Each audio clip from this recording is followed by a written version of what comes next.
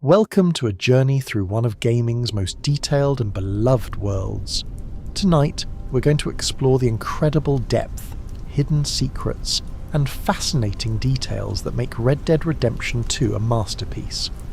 If this kind of tale helps you rest, feel free to like the video, but only if it brings you some peace, and I'd love to know in the comments where you're listening from. It's a real comfort to know who else is out there settling in. Red Dead Redemption 2 took over 8 years to develop, with Rockstar Games beginning work on it shortly after the first Red Dead Redemption was released in 2010. The game's development involved all of Rockstar studios worldwide, with over 2,000 people working on the project at various stages.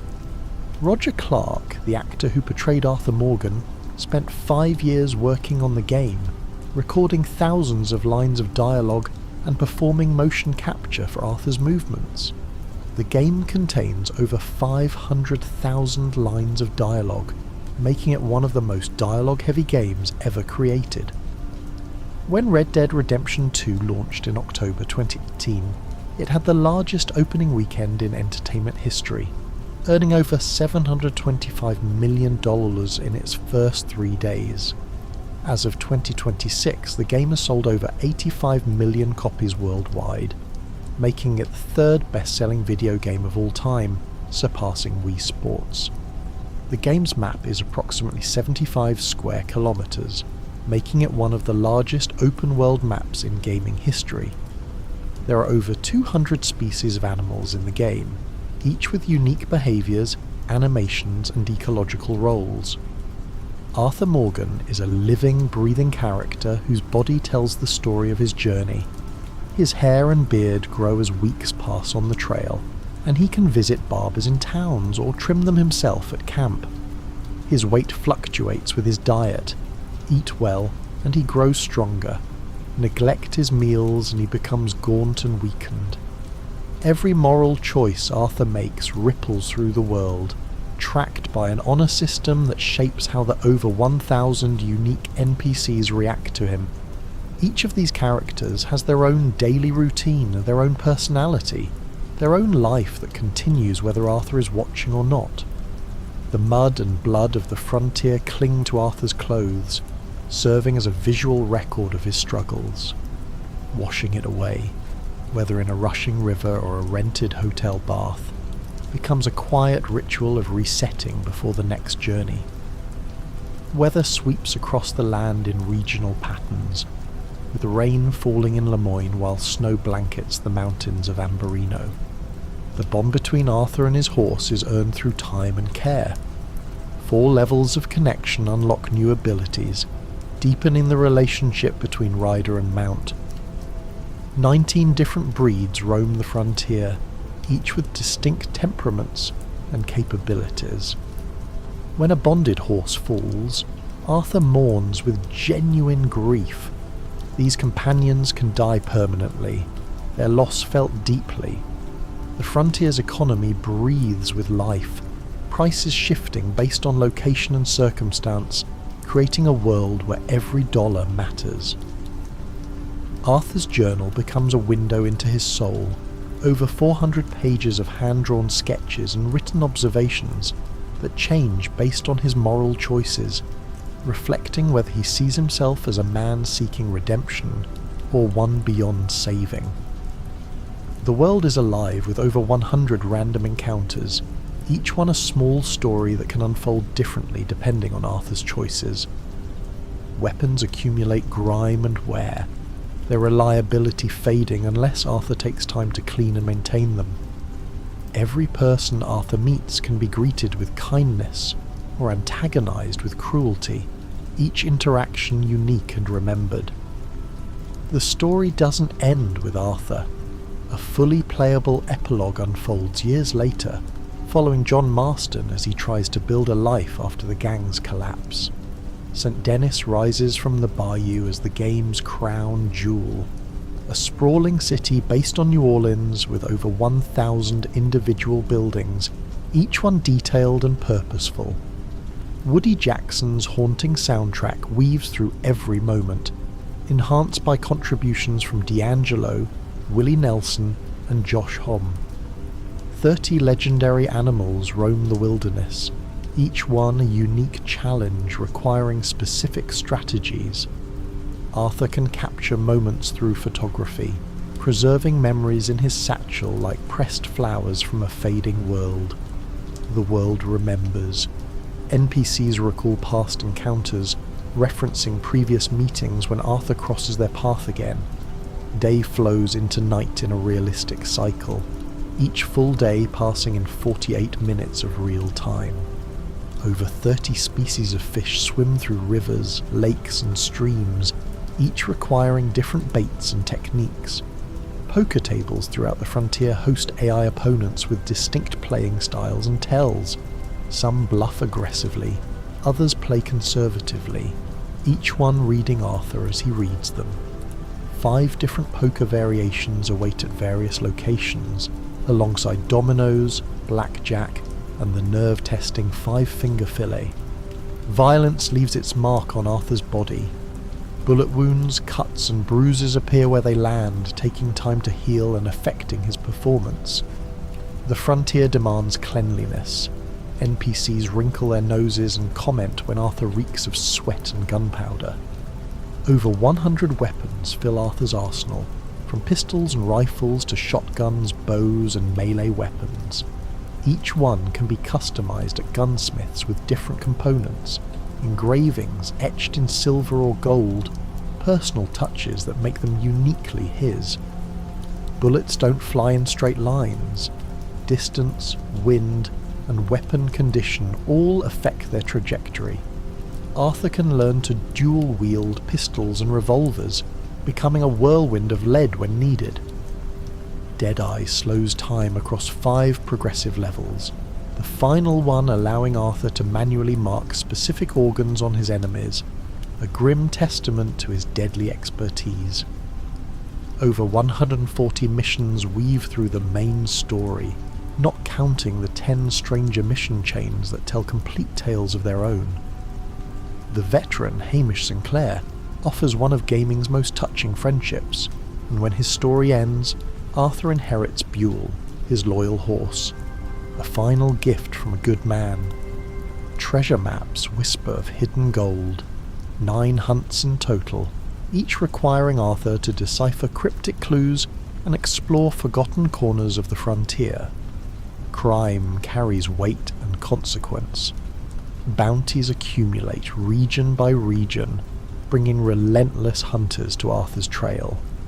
Witnesses can report his misdeeds to authorities, though Arthur can intimidate or silence them, at the cost of his honour. Law enforcement responds with escalating force, from lone sheriffs to organised posses that won't stop until Arthur is caught or killed. The gang's camp becomes a second home, improved through Arthur's donations of money, supplies and food. Upgrades unlock conveniences like fast travel and better provisions, but more importantly they show Arthur's investment in this makeshift family. Gang members live their own lives at camp, their dialogue and interactions shifting with the story's progression and the time of day. Arthur can sit with each one, learning their histories, their hopes, their fears. Crafting transforms raw materials into useful items, over 90 different creations including special ammunition, healing tonics, and camp improvements. The frontier provides everything Arthur needs if he knows where to look and how to use it. Hunting is an art form. Arthur tracks animals through forests and plains, skinning them for pelts whose quality depends on his weapon choice and shot placement. A perfect pelt requires the right tool and a clean kill. Use a rifle on a rabbit and you'll destroy what you came for. These perfect pelts unlock the finest satchels and clothing from the trapper, a weathered craftsman who transforms legendary animal hides into unique garments. Over 100 clothing items await, each one affecting Arthur's stats and appearance. The frontier's weather demands respect. Warm coats for the frozen mountains, light clothing for the sweltering bayou. Dress wrong, and Arthur will suffer hypothermia or heat stroke. his body rebelling against the elements. Arthur's stamina ebbs and flows with his condition, his weight, his health, the burden of his equipment all taking their toll. Food, rest, and tonics restore what the trail takes away. Cigarettes and cigars offer temporary boosts to Deadeye, while alcohol loosens Arthur's inhibitions and steadies his nerves, though too much leaves him stumbling and disoriented. Horses require the same care Arthur does. They must be fed, brushed, and bonded with through patient attention. Each horse has its own cause of health and stamina, and Arthur can calm them during danger with a gentle pat and soothing words. Some horses are brave, standing firm when predators approach or guns fire. Others are skittish, requiring more reassurance. Stables dot the map, offering places to buy, sell, and store up to multiple mounts, each one a potential companion for the journey ahead. Trains rumble across the frontier on multiple routes and schedules, iron horses carrying commerce and passengers. Arthur can rob them, though such brazen crimes bring swift and overwhelming law enforcement response. Stagecoaches offer easier targets, and over 50 unique buildings throughout the world can be broken into and robbed, each with its own layout and hidden valuables. Home invasions under cover of darkness yield stolen goods, though homeowners will wake and defend their property if Arthur makes too much noise. Safes require a delicate touch. Arthur must listen for clicks and turn the dial carefully, cracking over 30 safes hidden throughout the world. Simpler locks on doors and drawers yield to basic lock-picking. Quick work for an experienced outlaw. The written word fills the frontier. Over 100 unique documents, letters and newspapers can be found and read, each one adding texture to the world. Newspapers evolve with the story, reporting on Arthur's actions and major events, their headlines changing based on what he's done. Cigarette cards become a collector's obsession. 144 cards depicting various subjects from the era, scattered throughout the world or purchased from general stores. Completing the collection brings its own reward. Ancient rock carvings tell stories of civilizations long gone, 10 of them hidden across the map, leading to mysterious revelations. 30 dinosaur bones lie buried in locations based on real paleontological sites from the frontier era, waiting to be mailed to an eager paleontologist. 20 dream catchers hang in trees throughout the wilderness, and finding them all unlocks a unique talisman and reveals a mysterious location. Darkness hides terrible secrets. A serial killer stalks the frontier, leaving mutilated bodies and cryptic clues. Arthur must find 3 victims and decipher a map to locate the killer's hideout. In St. Denis, 5 mysterious writings on walls throughout the city lead to a vampire lurking in a specific alley, emerging only at night after all clues are found. UFOs appear in the night sky at different locations, one hovering above a cult's gathering site, another near a crashed ship in the mountains. A ghost train passes through certain locations after dark, spectral and silent. The ghost of Agnes Dowd haunts the Bayou Ennois region at night, telling Arthur of her murder and begging him to find her body.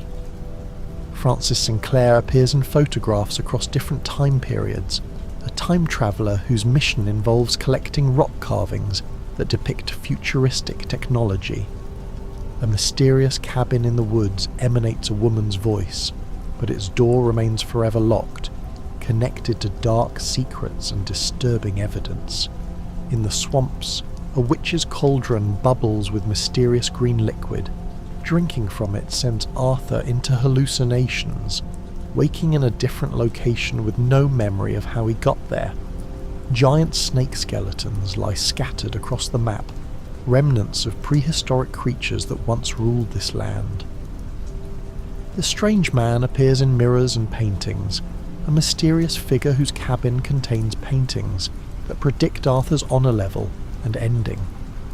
A robot lies hidden in a cave, Marco Dragic's creation that goes on a rampage when activated after Arthur finds all its missing parts. A feral man attacks on sight from the wilderness, his diary revealing he was raised by wolves after being abandoned as a child. A giant alligator lurks in the swamps, significantly larger than its kin, based on legends of abnormally large alligators in Louisiana bayous. A white bison appears only in specific weather conditions considered sacred. Hunting it carries significant moral weight. The past echoes through the present. Multiple references to Red Dead Redemption 1 weave through the world. Locations, characters, events that players of the first game will recognise with bittersweet familiarity. John Marston's ranch, Beecher's Hope, can be visited and eventually becomes playable in the epilogue, connecting the two games' stories. References to other Rockstar titles appear as well. GTA and Bully exist somewhere in this shared universe, and a book references the events of GTA 5th, suggesting these worlds are somehow connected. Music fills the camp at night.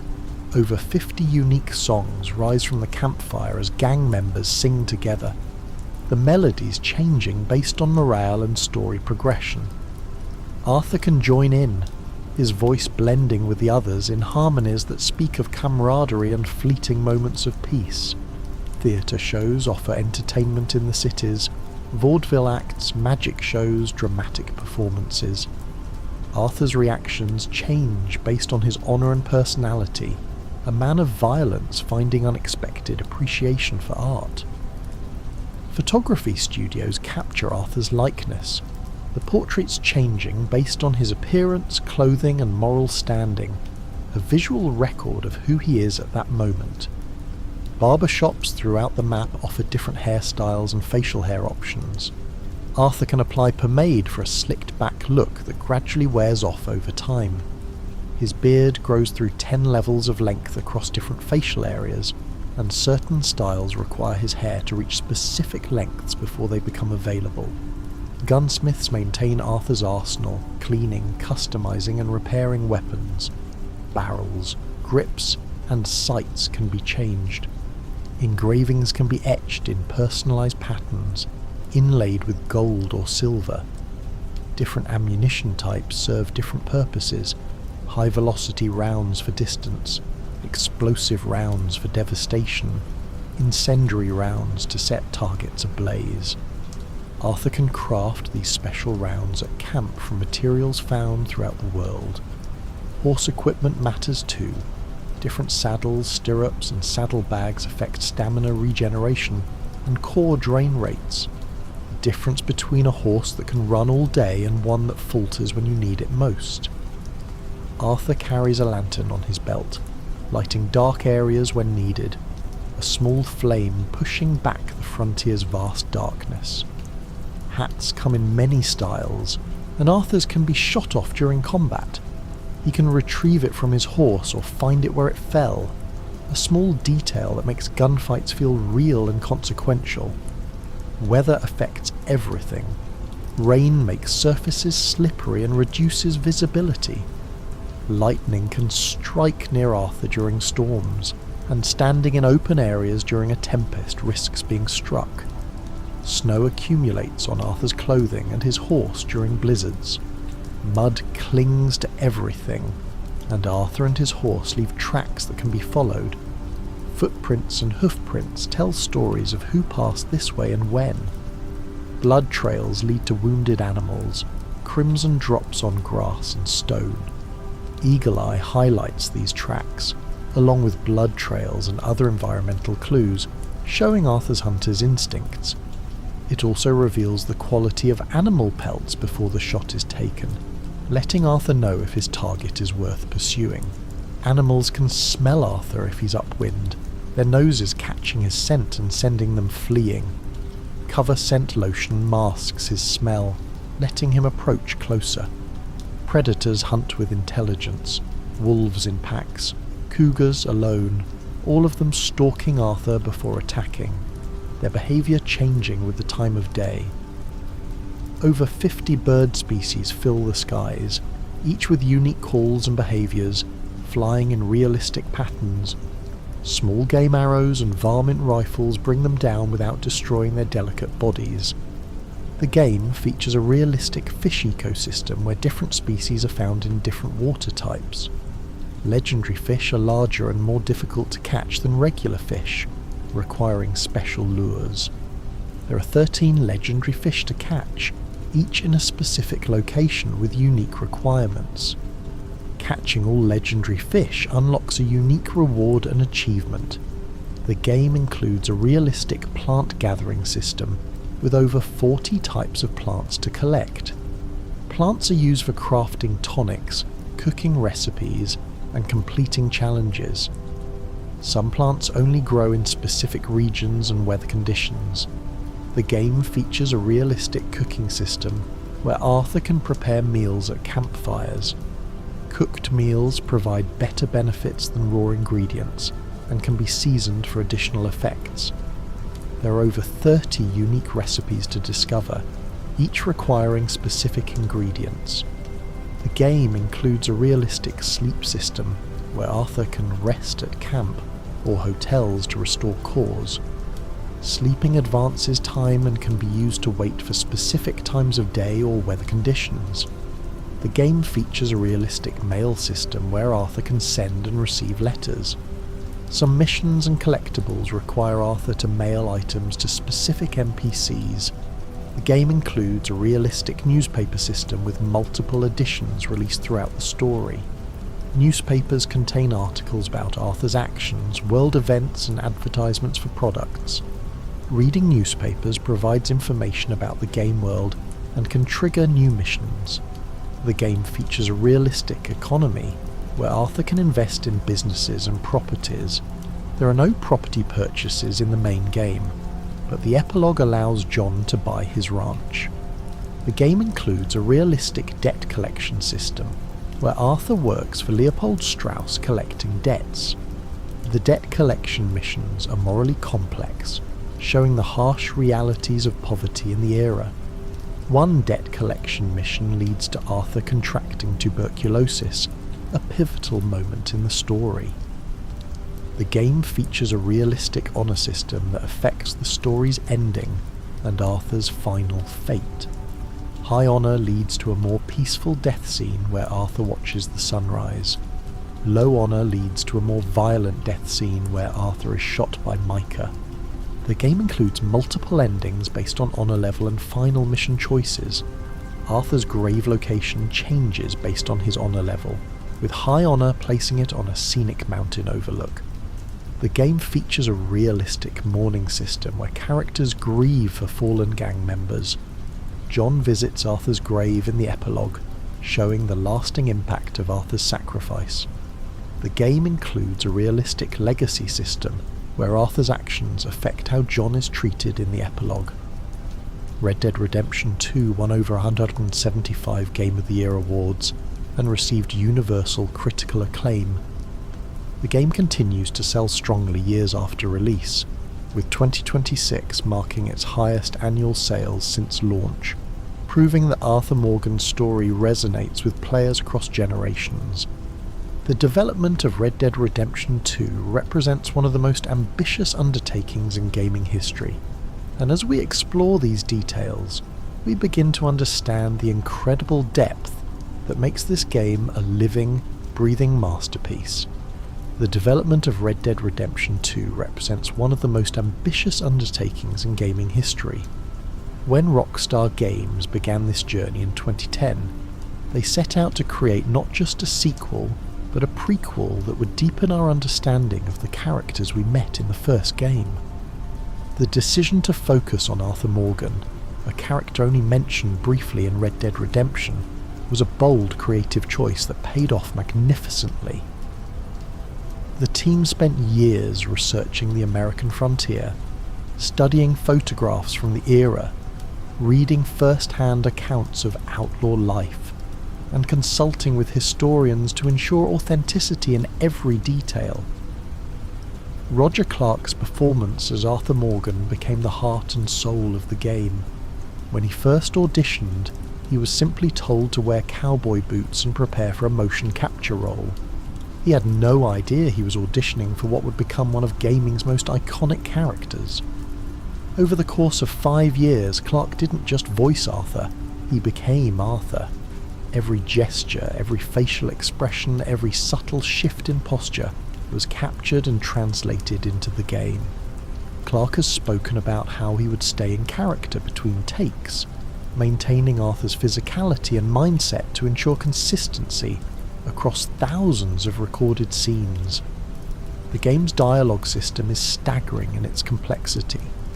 With over 500,000 lines of dialogue, Red Dead Redemption 2 contains more spoken words than most television series produce in their entire run.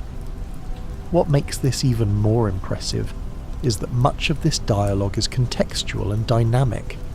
Arthur's conversations change based on his honour level, his relationships with other characters, the time of day, the weather, and even how recently he's bathed or changed his clothes. Gang members will comment if Arthur looks tired, if he's gained or lost weight, or if he's wearing a new outfit.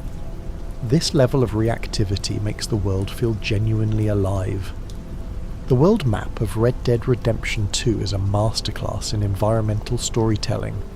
Spanning approximately 75 square kilometres, the map is divided into 5 distinct states, each with its own climate, culture and ecosystem. New Hanover represents the classic American heartland with its rolling plains and dense forests. Lemoyne brings the humid, mysterious atmosphere of the Deep South with its sprawling swamps and plantation culture. West Elizabeth offers rugged mountain terrain and the promise of untamed wilderness. Amberino challenges players with harsh winter conditions and treacherous mountain passes. And New Austin, unlocked in the epilogue, provides the classic western desert landscape that defined the first game. What makes this map truly special is how every location tells a story. Abandoned homesteads hint at tragedies that befell their inhabitants. Overgrown trails suggest paths once travelled but now forgotten. Burned out buildings speak of violence and loss. The environmental artists at Rockstar place thousands of these small details throughout the world, knowing that most players would never notice them all, but understanding that their cumulative effect would create an unparalleled sense of place and history. The animal ecosystem in Red Dead Redemption 2 represents perhaps the most sophisticated wildlife simulation ever created for a video game. Over 200 species of animals inhabit the world, each with unique behaviours, animations and ecological roles. Predators hunt prey in realistic patterns. Herbivores graze in herds and flee from danger. Birds migrate based on season and weather. Fish swim in schools and respond to water conditions. The attention to detail extends to how animals interact with each other. Wolves hunt deer, hawks attack rabbits, alligators lurk beneath the water's surface waiting for unsuspecting prey. Each animal species was meticulously researched and animated. The development team studied real animal behaviour, consulted with wildlife experts, and even visited zoos and nature preserves to observe animals in person. The result is a world where animals feel like genuine inhabitants rather than simple game mechanics. A deer doesn't just stand still waiting to be shot. It grazes, interacts with other deer, drinks from streams, and moves through the environment with purpose and awareness. Arthur Morgan's character development is intricately tied to the game's honour system, but it goes far deeper than simple good and evil choices. Arthur is a man caught between loyalty and morality, between the life he's known and the person he wants to become. His journal provides the most intimate window into his psyche, revealing a thoughtful, artistic soul trapped in a violent life. The journal entries change based on Arthur's honour level, showing how he rationalises his actions and struggles with his conscience. When Arthur is diagnosed with tuberculosis, the game shifts from a story about an outlaw gang to a meditation on mortality and redemption. The disease was carefully researched and portrayed with medical accuracy. Arthur's symptoms progress realistically. The coughing fits become more frequent. His stamina decreases. His appearance deteriorates. The game doesn't shy away from the brutal reality of TB in the 19th century, when it was essentially a death sentence. This diagnosis forces Arthur to confront his legacy and decide what kind of man he wants to be in his final days. The gang dynamics at camp represent some of the most sophisticated NPC interactions in gaming. Each of the 24 gang members has their own personality, backstory and relationships with other members. Dutch van der Linde serves as the charismatic but increasingly unstable leader. Hosea Matthews provides wisdom and a moral compass. John Marston struggles with responsibility and fatherhood. Sadie Adler transforms from a grieving widow to a fierce gunslinger. Micah Bell sows discord and manipulates Dutch's paranoia. Charles Smith offers quiet strength and indigenous wisdom. These characters don't just stand around camp waiting for Arthur to talk to them. They have daily routines, they interact with each other, they sing songs, tell stories, play games, and have arguments. The camp feels like a living community, and as the story progresses and the gang begins to fracture, you can see the relationships deteriorate in real time. People who once sat together now avoid each other. Conversations become tense. The music around the campfire becomes more melancholic. It's environmental storytelling at its finest. The game's mission design balances cinematic storytelling with player agency in ways that few games have achieved. While some missions follow scripted sequences to deliver specific narrative moments, many offer multiple approaches and outcomes. Bank robberies can be loud and violent or quiet and methodical. Confrontations can end in bloodshed or negotiation. The game respects player choice while still maintaining narrative coherence, a difficult balance that Rockstar has refined over decades of open-world game development. The stranger missions in Red Dead Redemption 2 are essentially short films embedded within the larger game. Each one tells a complete story with its own themes, characters, and emotional arc. The veteran mission with Hamish Sinclair explores themes of disability, independence, and friendship. The widow Charlotte Balfour's missions show Arthur teaching survival skills to someone completely unprepared for frontier life. The gunslinger missions have Arthur tracking down legendary outlaws, only to discover that legends rarely match reality. These missions add depth and variety to the game, while reinforcing its central themes of change, mortality, and the closing of the frontier. The treasure hunting system encourages exploration and rewards players who pay attention to environmental details. Each treasure map provides cryptic clues that require careful observation and knowledge of the game world. The maps themselves are beautifully illustrated, resembling actual 19th century cartography. Finding the treasures requires players to think like treasure hunters, studying landmarks, measuring distances, and searching carefully. The rewards, gold bars worth hundreds of dollars, provide significant financial benefits, but the real reward is the sense of discovery and accomplishment. The bounty and law enforcement systems create genuine tension and consequence for criminal behaviour. Unlike many open-world games where law enforcement is simply an annoyance, Red Dead Redemption 2's lawmen are persistent and dangerous. Commit a crime in a town, and you'll face immediate response from local law. The wanted level escalates based on crime severity, eventually bringing in bounty hunters who will track Arthur across the map. The witness system adds another layer of complexity. Commit a crime in front of witnesses, and they'll report you to authorities. You can intimidate or eliminate witnesses, but doing so affects your honour and may create additional witnesses. The regional bounty system means that Arthur can be wanted in one state while remaining free in another. This creates interesting strategic decisions. Do you pay off your bounty and lose money, or do you avoid that region until the heat dies down? The system reinforces the game's themes of consequence and the impossibility of escaping your past. No matter how far Arthur runs, his actions follow him.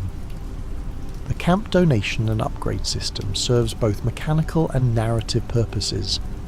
Mechanically, it provides goals and unlocks useful features like fast travel and better provisions. Narratively, it reinforces Arthur's role as one of the gang's primary providers and shows his investment in the community's well-being. The camp ledger tracks every donation, and gang members will comment on Arthur's contributions or lack thereof. Upgrading the camp improves morale and provides tangible benefits, creating a feedback loop that encourages engagement with this system. As the story progresses and the gang situation becomes more desperate, the camp upgrades take on additional meaning. Investing in the camp becomes an act of faith in Dutch's plan and the gang's future. When that future crumbles, the upgraded camp stands as a monument to misplaced hope and the impossibility of maintaining the outlaw lifestyle in a modernizing world. The crafting system in Red Dead Redemption 2 is extensive without being overwhelming. Arthur can craft ammunition, tonics, food, and equipment from materials found throughout the world. The system encourages exploration and hunting while providing practical benefits. Special ammunition types like explosive rounds or incendiary buckshot offer tactical advantages in combat.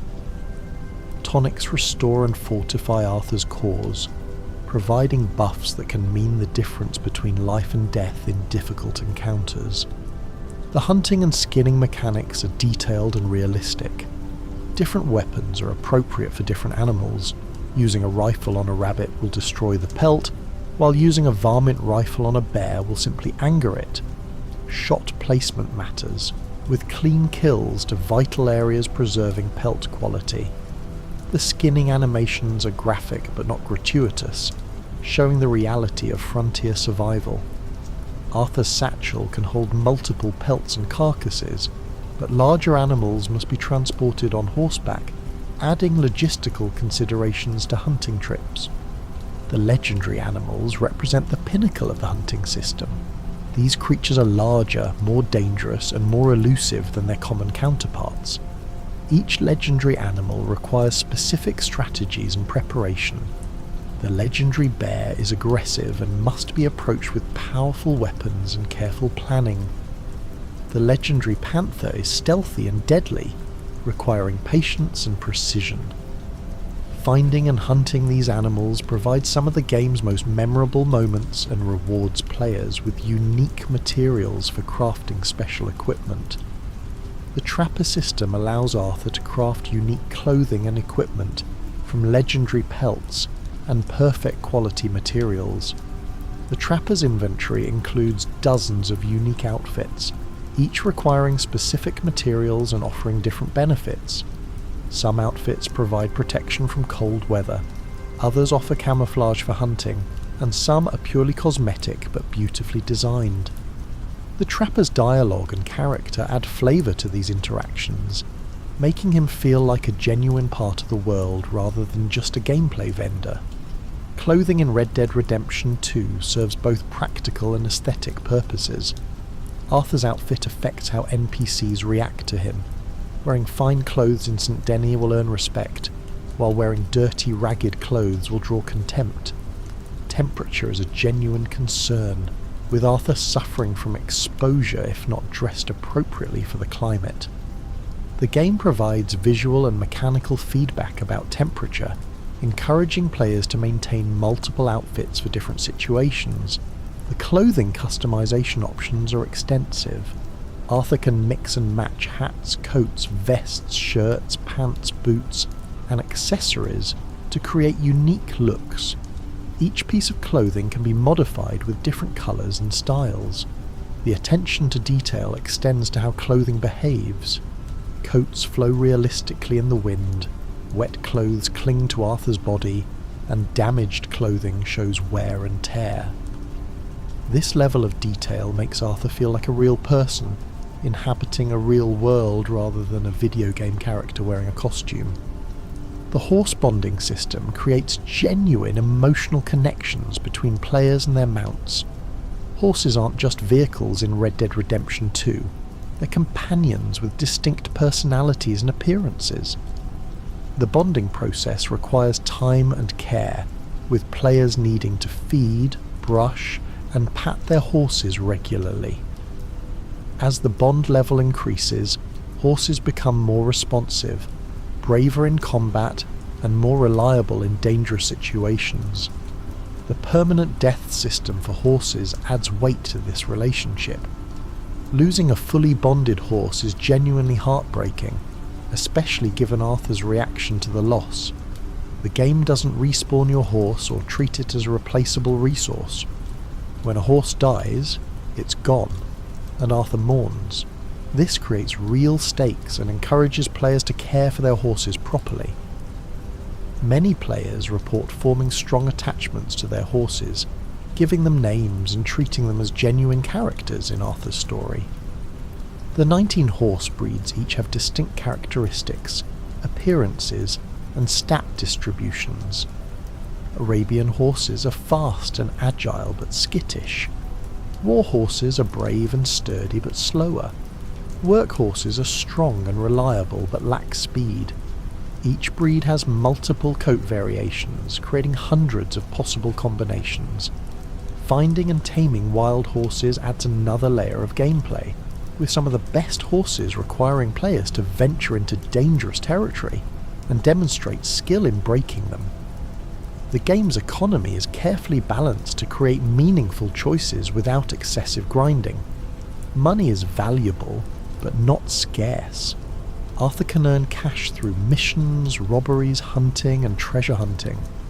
Prices for goods and services are historically accurate, with a good horse costing around $150 and a fine suit running $50 or more.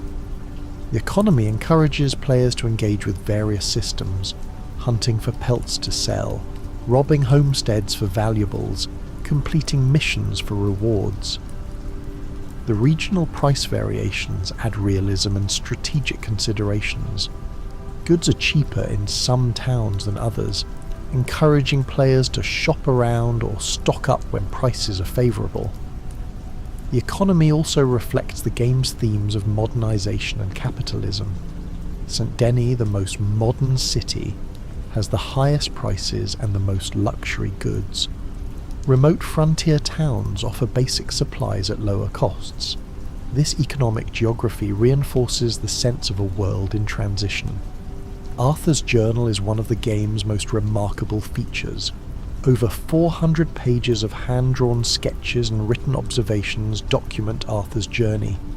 The journal updates automatically as Arthur experiences new things, meets new people, and completes missions. The entries are written in Arthur's voice, reflecting his personality, education level, and emotional state.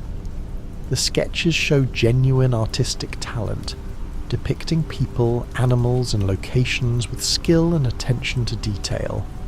What makes the journal truly special is how it changes based on Arthur's honour level.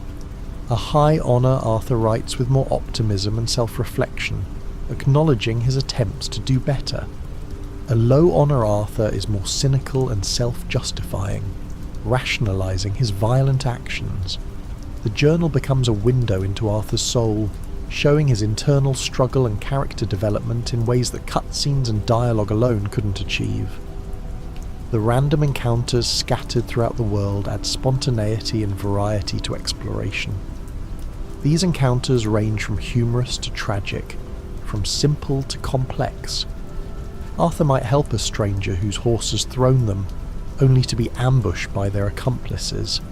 He might encounter a snakebite victim who needs medicine.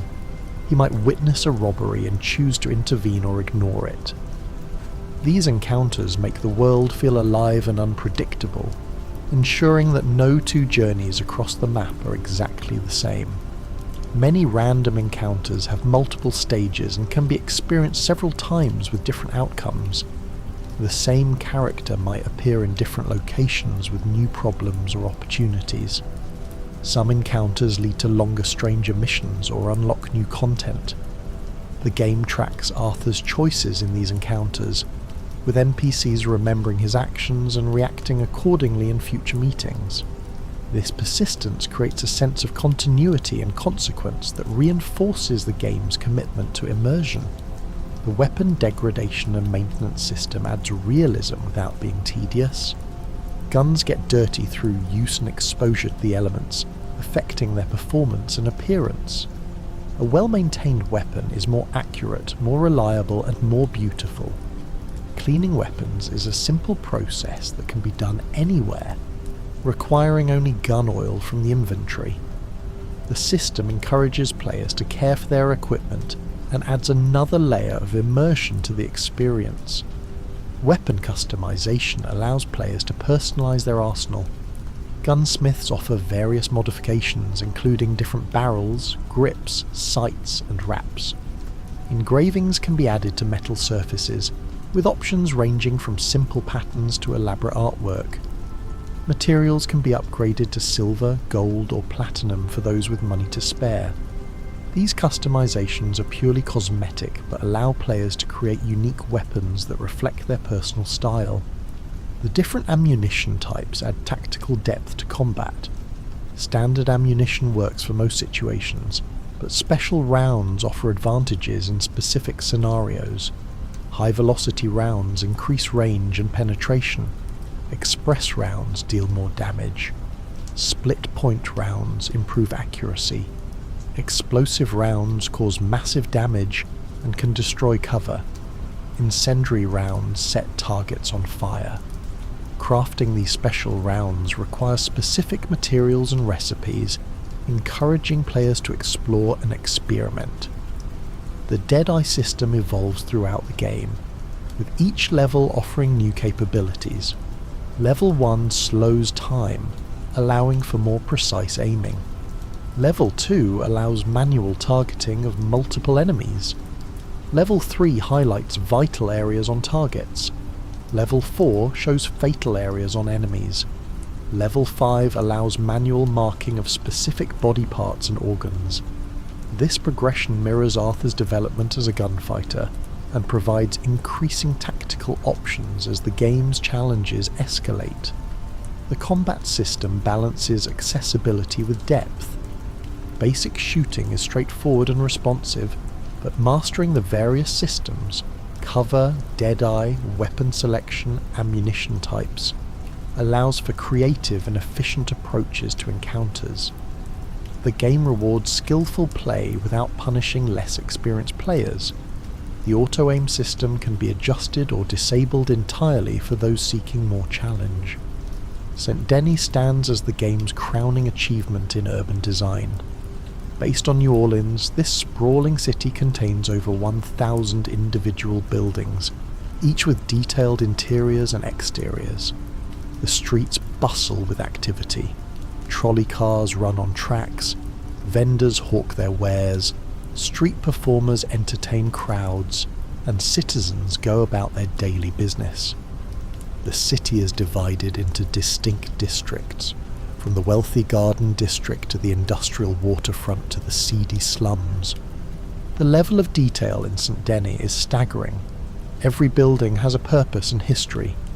The architecture reflects the period and location, with French colonial influences evident throughout. The city feels lived in and authentic, with trash in the alleys, laundry hanging from balconies, and signs of both prosperity and poverty. Exploring St. Denis reveals countless small stories: a couple arguing on a balcony, a drunk sleeping in an alley, children playing in the street, a funeral procession moving through the cemetery. The game's soundtrack, composed by Woody Jackson, perfectly captures the mood and themes of the story. The music is subtle and atmospheric, enhancing moments without overwhelming them. Combat music builds tension and excitement. Exploration music creates a sense of wonder and melancholy. Emotional scenes are underscored with delicate, moving compositions. The soundtrack also features original songs performed by artists like D'Angelo, Willie Nelson, and Josh Homme. each contributing to key moments in the narrative. The dynamic music system adjusts based on gameplay situations. The music swells during intense moments and fades during quiet exploration. Entering towns triggers specific themes that reflect each location's character. The music responds to Arthur's actions, becoming more aggressive during combat and more contemplative during peaceful moments. This reactive soundtrack creates a seamless audio experience that enhances immersion and emotional engagement. The photography system allows Arthur to document his journey through the lens of a 19th century camera. The photos Arthur takes are saved in his satchel and can be reviewed at any time. The system encourages players to pause and appreciate the game's visual beauty, capturing sunsets, wildlife, and memorable moments. Some challenges and missions require specific photographs, adding purpose to the system beyond simple documentation. The game's day-night cycle creates constantly changing lighting conditions and atmospheres. Sunrises paint the sky in brilliant oranges and pinks. Midday sun casts sharp shadows and brings out vibrant colours. Sunsets bathe the world in golden light. Nighttime brings darkness punctuated by moonlight, starlight, and artificial illumination from lanterns and fires. The cycle affects NPC behaviour, animal activity, and available activities, making time of day a meaningful consideration in planning activities. Weather effects are equally impressive and impactful. Rain creates puddles, makes surfaces slippery, and reduces visibility. Thunderstorms bring dramatic lightning and booming thunder. Fog rolls through valleys and swamps, creating eerie atmospheres. Snow accumulates on the ground and on Arthur's clothing. Each weather type affects gameplay. Rain makes tracking more difficult. Fog provides cover for stealth. Snow slows movement. The weather is regional and dynamic, with different conditions occurring simultaneously in different parts of the map. The fishing system provides a peaceful counterpoint to the game's violence. Fishing requires patience, proper equipment, and knowledge of fish behaviour. Different fish species inhabit different water types and require different baits and lures. The fishing mechanics are simple but satisfying, with a mini-game that simulates the struggle of reeling in a catch. Legendary fish provide additional challenges, requiring specific lures and techniques to catch. The 13 legendary fish are scattered across the map in specific locations. Each one is significantly larger and more difficult to catch than normal fish. Finding and catching all legendary fish requires exploration, preparation, and skill. The legendary fish can be mailed to a collector, who provides rewards and recognition for Arthur's angling achievements. This system adds another layer of content for players who enjoy non-combat activities and exploration. The plant gathering system encourages exploration and attention to environmental detail. Over 40 plant species grow throughout the world, each in specific biomes and conditions. Some plants are common, while others are rare and valuable. Plants are used in crafting tonics, cooking recipes, and completing challenges. The herbalist challenges specifically require players to find and collect various plants, encouraging thorough exploration of every region. Eagle Eye highlights plants and other collectibles, making them easier to spot in the environment. However, players still need to know where to look and what conditions favour specific plants. Some plants only grow at certain elevations, others prefer wet or dry conditions, and some are seasonal. This system rewards players who pay attention to the environment and learn the ecology of the game world. The cooking system allows Arthur to prepare meals that provide better benefits than raw ingredients. Cooked meat restores more health and stamina than raw meat. Meals can be seasoned with herbs to provide additional effects like fortifying cores or providing temporary buffs. The cooking interface shows Arthur preparing food over a campfire. adding another layer of immersion to the survival mechanics. Recipes are discovered through experimentation or found in the world, encouraging players to try different combinations. The game's sleep system serves both practical and atmospheric purposes. Arthur can sleep at camp, in hotels, or in rented rooms to restore his cores and advance time. Sleeping in a proper bed provides better benefits than sleeping on the ground. The sleep animations show Arthur settling in, and waking up shows him rising and preparing for the day. This simple system adds realism and provides a way to manage Arthur's condition and manipulate time for specific activities or encounters. The mail system allows Arthur to send and receive letters, adding another layer of world building and character development. Some missions require mailing items to specific NPCs. Arthur receives letters from characters he's helped or interacted with, providing updates on their situations and sometimes leading to new missions or encounters. The post office serves as a hub for these interactions, and checking mail becomes a regular activity when visiting towns. The newspaper system provides commentary on Arthur's actions and world events. Multiple editions are released throughout the story, reporting on major missions, gang activities, and societal changes. The newspapers contain articles, advertisements, and editorials that flesh out the game world and provide context for events. Reading newspapers can trigger new missions or provide clues for mysteries and collectibles. The newspapers also serve as a record of Arthur's impact on the world, documenting his crimes and occasionally his good deeds. The debt collection missions for Leopold Strauss represent some of the game's most morally complex content. Arthur is tasked with collecting money from people who borrowed from the gang, often finding them in desperate circumstances. These missions force players to confront the human cost of the gang's activities and Arthur's role in perpetuating suffering. The missions are uncomfortable by design, showing the ugly reality behind the romantic outlaw image. The most significant debt collection mission leads to Arthur contracting tuberculosis from Thomas Downs, a sick farmer who can't repay his debt. This moment is the turning point of Arthur's story, setting him on the path toward redemption and mortality. The game doesn't explicitly tell players that this is where Arthur gets sick, but careful observation reveals Downs coughing blood during the confrontation. This subtle storytelling trusts players to make connections and understand consequences. Arthur's tuberculosis is portrayed with medical accuracy and emotional weight. The disease was incurable in 1899 and carried significant social stigma. Arthur's symptoms progress realistically throughout the later chapters. The coughing fits become more frequent and severe. His stamina decreases, his appearance deteriorates, and his voice becomes raspy. The game doesn't shy away from showing the brutal reality of the disease, making Arthur's final months both tragic and heroic as he struggles to do good despite his declining health. The honour system affects not just gameplay but the story's themes and Arthur's character arc. High Honour Arthur seeks redemption and tries to help people despite his violent past.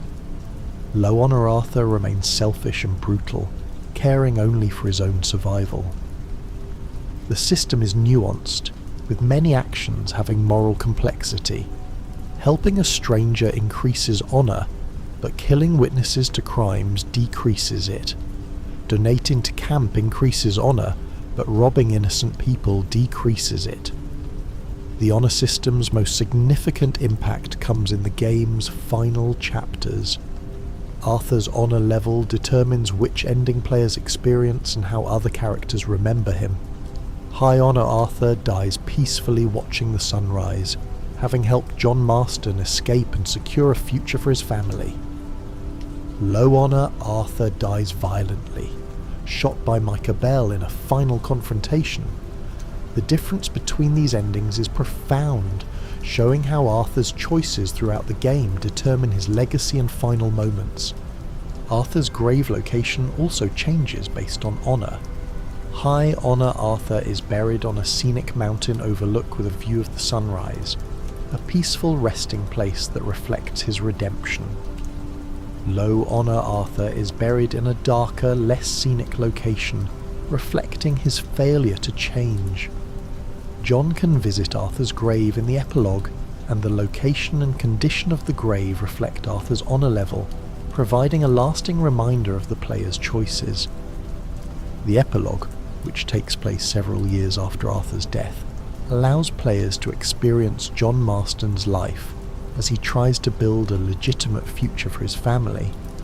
The epilogue is substantial, containing multiple chapters and dozens of hours of content. It shows John working as a ranch hand, dealing with his past, and eventually purchasing and building Beecher's Hope, the ranch from the first Red Dead Redemption.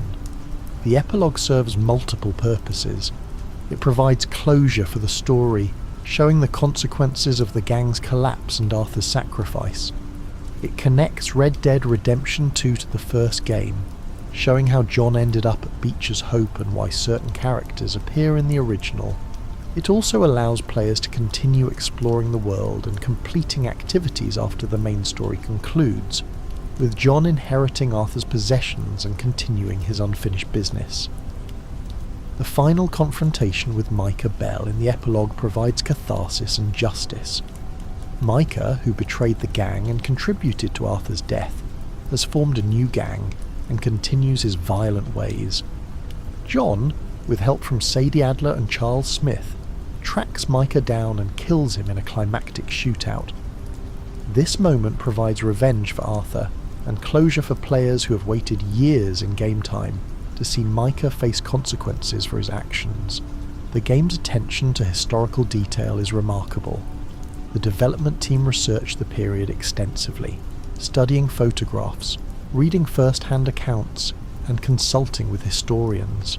The result is a world that feels authentic to 1899 America, from the clothing and architecture to the social attitudes and technological level.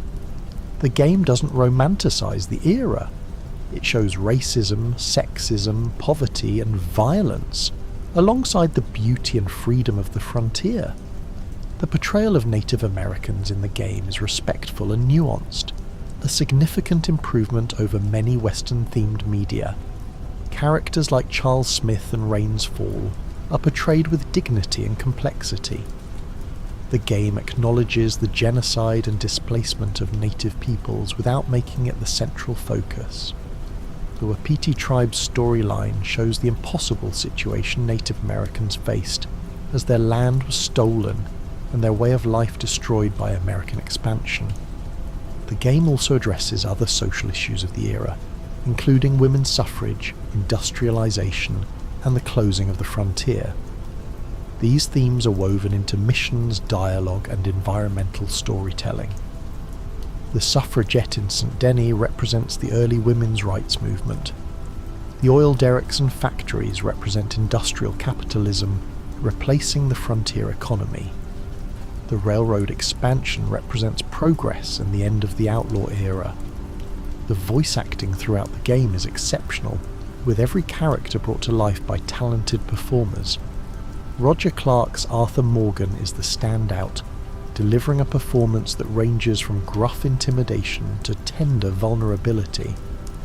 Benjamin Byron Davis brings charismatic menace to Dutch van der Linde, making him simultaneously appealing and dangerous.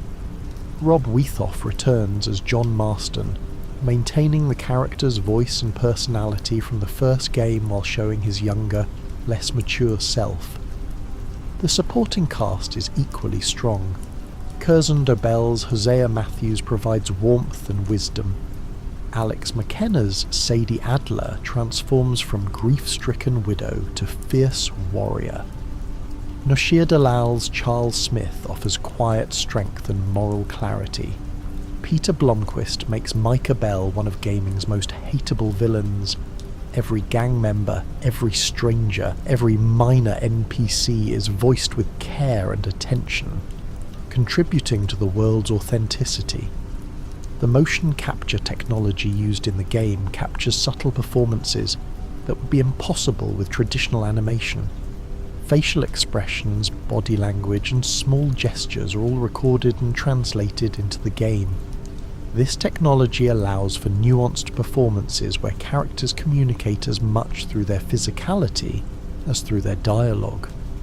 Arthur's slumped shoulders when he's tired, his confident stride when he's healthy, his laboured movements when he's sick.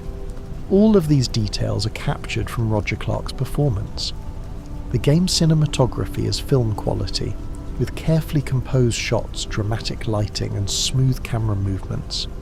Cutscenes are directed with the same attention to detail as major motion pictures, using techniques like rack focus, depth of field, and dynamic framing to create visual interest and emotional impact. The transition between gameplay and cutscenes is seamless, maintaining immersion and narrative flow. The game's themes of loyalty, redemption, and the cost of violence resonate throughout the story. Arthur's journey from unquestioning gang member to self-aware man seeking redemption mirrors the larger theme of America's transition from frontier lawlessness to civilized society. The gang represents the old ways, freedom, loyalty, and violence, while the encroaching civilization represents order, law, and progress. The conflict between these forces drives the narrative and creates the tragedy at the story's heart. Dutch van der Linde embodies this conflict. He preaches freedom and loyalty while becoming increasingly authoritarian and paranoid. He claims to have a plan while making increasingly desperate and violent decisions. He represents the impossibility of maintaining the outlaw lifestyle in a changing world. His descent into madness is tragic because it's understandable. He's a man whose time has passed, clinging to a dream that was always unsustainable. The game's ending is devastating and beautiful. Arthur's final ride, accompanied by That's the Way It Is by Daniel Lanois, is one of gaming's most emotional moments. As Arthur rides through the mountains, flashbacks show key moments from his journey. Conversations with the people he helped, quiet moments of beauty, and reminders of the life he lived. The song's lyrics reflect Arthur's acceptance of his fate and his hope that his final actions will mean something. Arthur's final words to John, "You're my brother, and I gave you all I had," encapsulate his character arc. He spent his life as Dutch's enforcer, doing terrible things in the name of loyalty. In his final days, he chooses a different loyalty to John, to the idea that someone can escape this life and build something better. His sacrifice gives John the chance Arthur never had, and that redemption, however incomplete, gives Arthur's death meaning. The game's legacy extends beyond its commercial success and critical acclaim. It has influenced game design, raised expectations for open-world games, and demonstrated that video games can tell stories with the emotional depth and thematic complexity of the best films and literature. Arthur Morgan has become one of gaming's most beloved characters, and his story continues to resonate with players years after release. Red Dead Redemption 2 represents the culmination of decades of open-world game design evolution. It takes the lessons learned from Grand Theft Auto, the first Red Dead Redemption, and countless other games, and refines them into something approaching perfection. The world is vast but never empty, detailed but never overwhelming, beautiful but never sanitized. It's a world that rewards exploration, respects player time, and trusts players to find their own stories within the larger narrative. The game's continued success years after release speaks to its enduring quality. New players continue to discover Arthur's story, and veteran players return to experience it again. The game has spawned countless discussions, analyses, and creative works.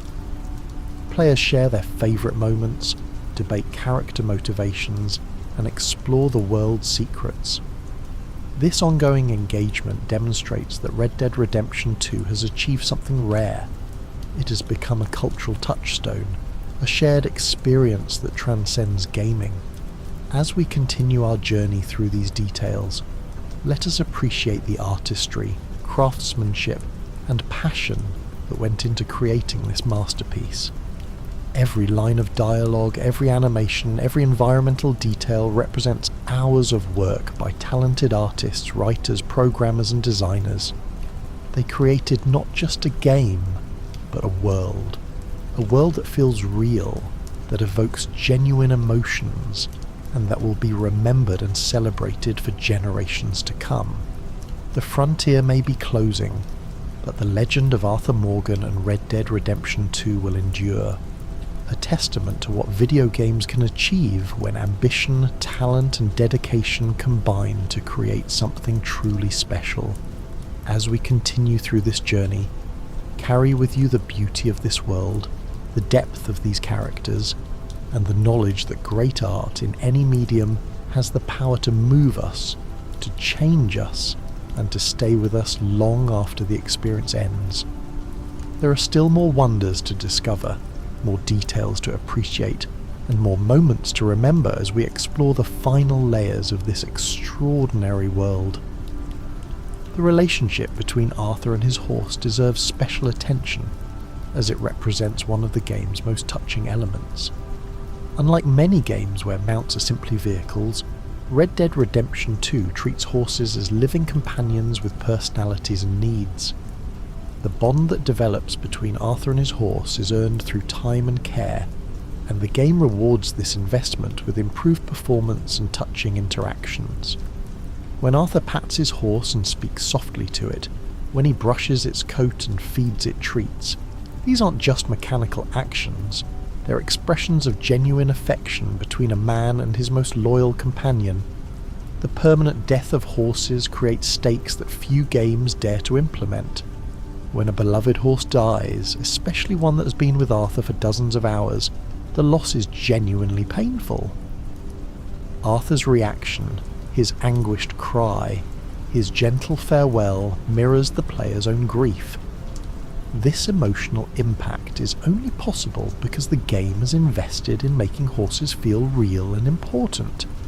It's a bold design choice that some players find frustrating, but it creates moments of genuine emotion that are rare in gaming. The different horse breeds aren't just stat variations, they have distinct personalities and behaviours. Arabian horses are skittish and high-strung, requiring patient handling but offering incredible speed. War horses are calm under fire, standing steady when predators approach, or guns fire. Work horses are reliable and sturdy, perfect for long journeys with heavy loads. These personality differences mean that choosing a horse isn't just about stats. It's about finding a companion whose temperament matches your playstyle and Arthur's needs. The wild horse taming mechanic is simple but effective. Finding a wild horse, approaching carefully, calming it, and breaking it creates a sense of accomplishment and connection. Some of the best horses in the game are wild, requiring players to venture into dangerous territory and demonstrate skill to acquire them. The White Arabian in the mountains is particularly memorable.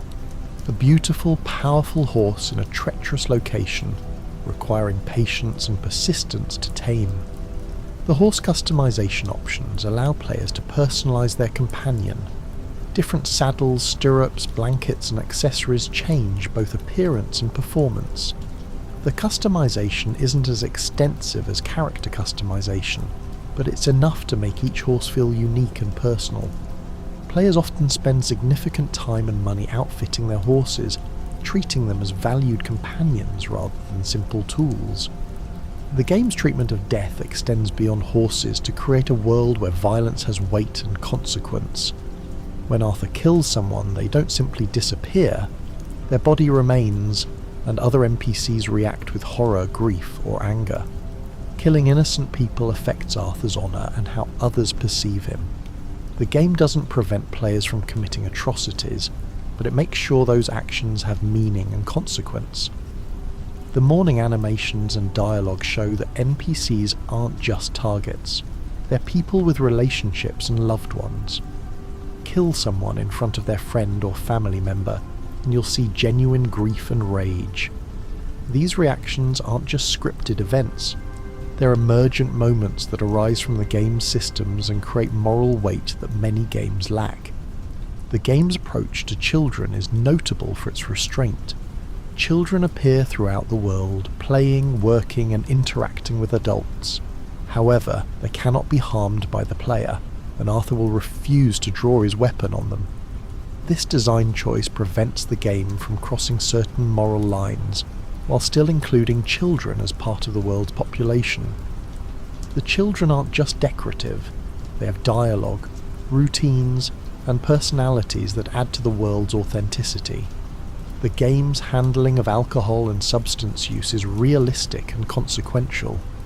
Arthur can drink alcohol, which affects his vision, movement, and decision-making. Drinking too much causes him to pass out and wake up in unexpected locations. The game doesn't moralise about drinking, but it shows the consequences clearly. Some gang members struggle with alcoholism, and the game portrays this as a genuine problem rather than comic relief. The smoking mechanics are similarly realistic. Arthur can smoke cigarettes and cigars, which temporarily boost his deadeye but damage his health over time. The smoking animations are detailed and atmospheric, with Arthur lighting up, taking drags, and exhaling smoke. The game doesn't explicitly condemn smoking, but given Arthur's eventual diagnosis of tuberculosis, the health consequences are clear. The medicine and tonic system reflects 19th century medical knowledge and practices. The tonics Arthur uses are based on actual patent medicines of the era, with names and descriptions that sound authentic. The game doesn't judge the efficacy of these medicines. They work within the game's systems, but the historical context adds authenticity and flavour. The injury and healing system creates a sense of vulnerability and mortality. Arthur can be injured in various ways: shot, stabbed, burned, frozen, poisoned, and each injury type has specific effects and treatments. The visible injuries on Arthur's body serve as a record of recent violence and danger. The healing process takes time, reinforcing that Arthur is human and fragile despite his skills and toughness. The game's treatment of mental health is subtle but present. Arthur clearly suffers from trauma, guilt, and depression, especially as his illness progresses. His journal entries reveal his inner turmoil and self-doubt. The game doesn't explicitly diagnose Arthur with mental health conditions, but it portrays a man struggling with psychological pain alongside his physical decline. This nuanced portrayal adds depth to Arthur's character and makes his journey toward redemption more meaningful. The dreams and hallucinations Arthur experiences provide insight into his subconscious fears and desires. The fever dreams during his illness are surreal and disturbing, reflecting his deteriorating condition and psychological state.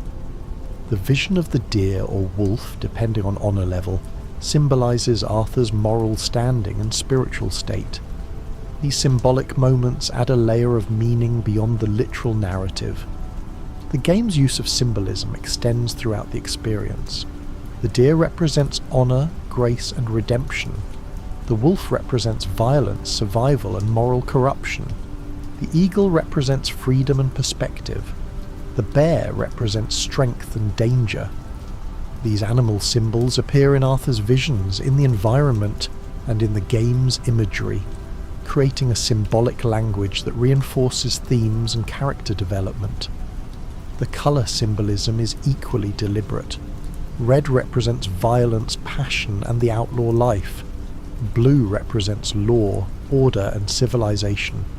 Green represents nature, growth, and life. Gold represents wealth, corruption, and false promises. The game uses these colours deliberately in costume design, lighting and environment art to create subconscious associations and emotional responses.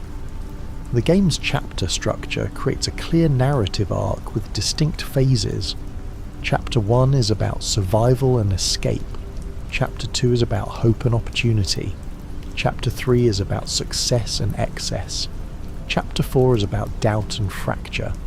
Chapter 5 is about desperation and collapse. Chapter 6 is about redemption and sacrifice. The epilogue is about aftermath and legacy. This structure gives the story shape and momentum while allowing for exploration and side content within each chapter.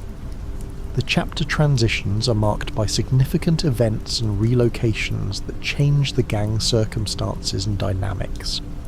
These transitions create natural breaks in the narrative and allow the story to cover months of time without feeling rushed or disjointed. The chapter structure also allows players to track their progress and understand where they are in the overall narrative arc. The game's use of foreshadowing is extensive and rewarding for attentive players. Early conversations hint at future betrayals and tragedies. Environmental details suggest coming dangers.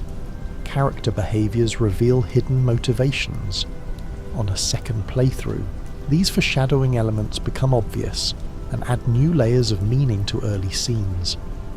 The dramatic irony of playing a prequel adds another layer of meaning. Players who have experienced the first Red Dead Redemption know how certain characters' stories end, creating tension and poignancy in their interactions. John's struggles with responsibility are more meaningful knowing he'll eventually become the family man of the first game. Dutch's descent into madness is more tragic knowing where it leads. This dramatic irony enriches the experience for returning players while still allowing new players to enjoy the story on its own terms. The game's themes of loyalty and betrayal are explored through multiple relationships and situations.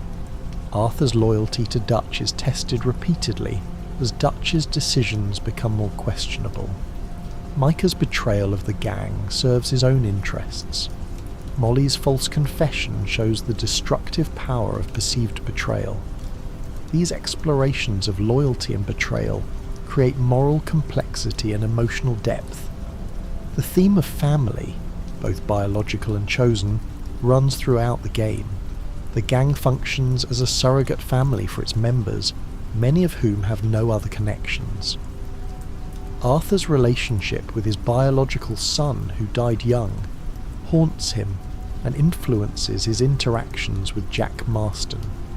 The game explores what family means, how it's formed, and what we owe to those we consider family.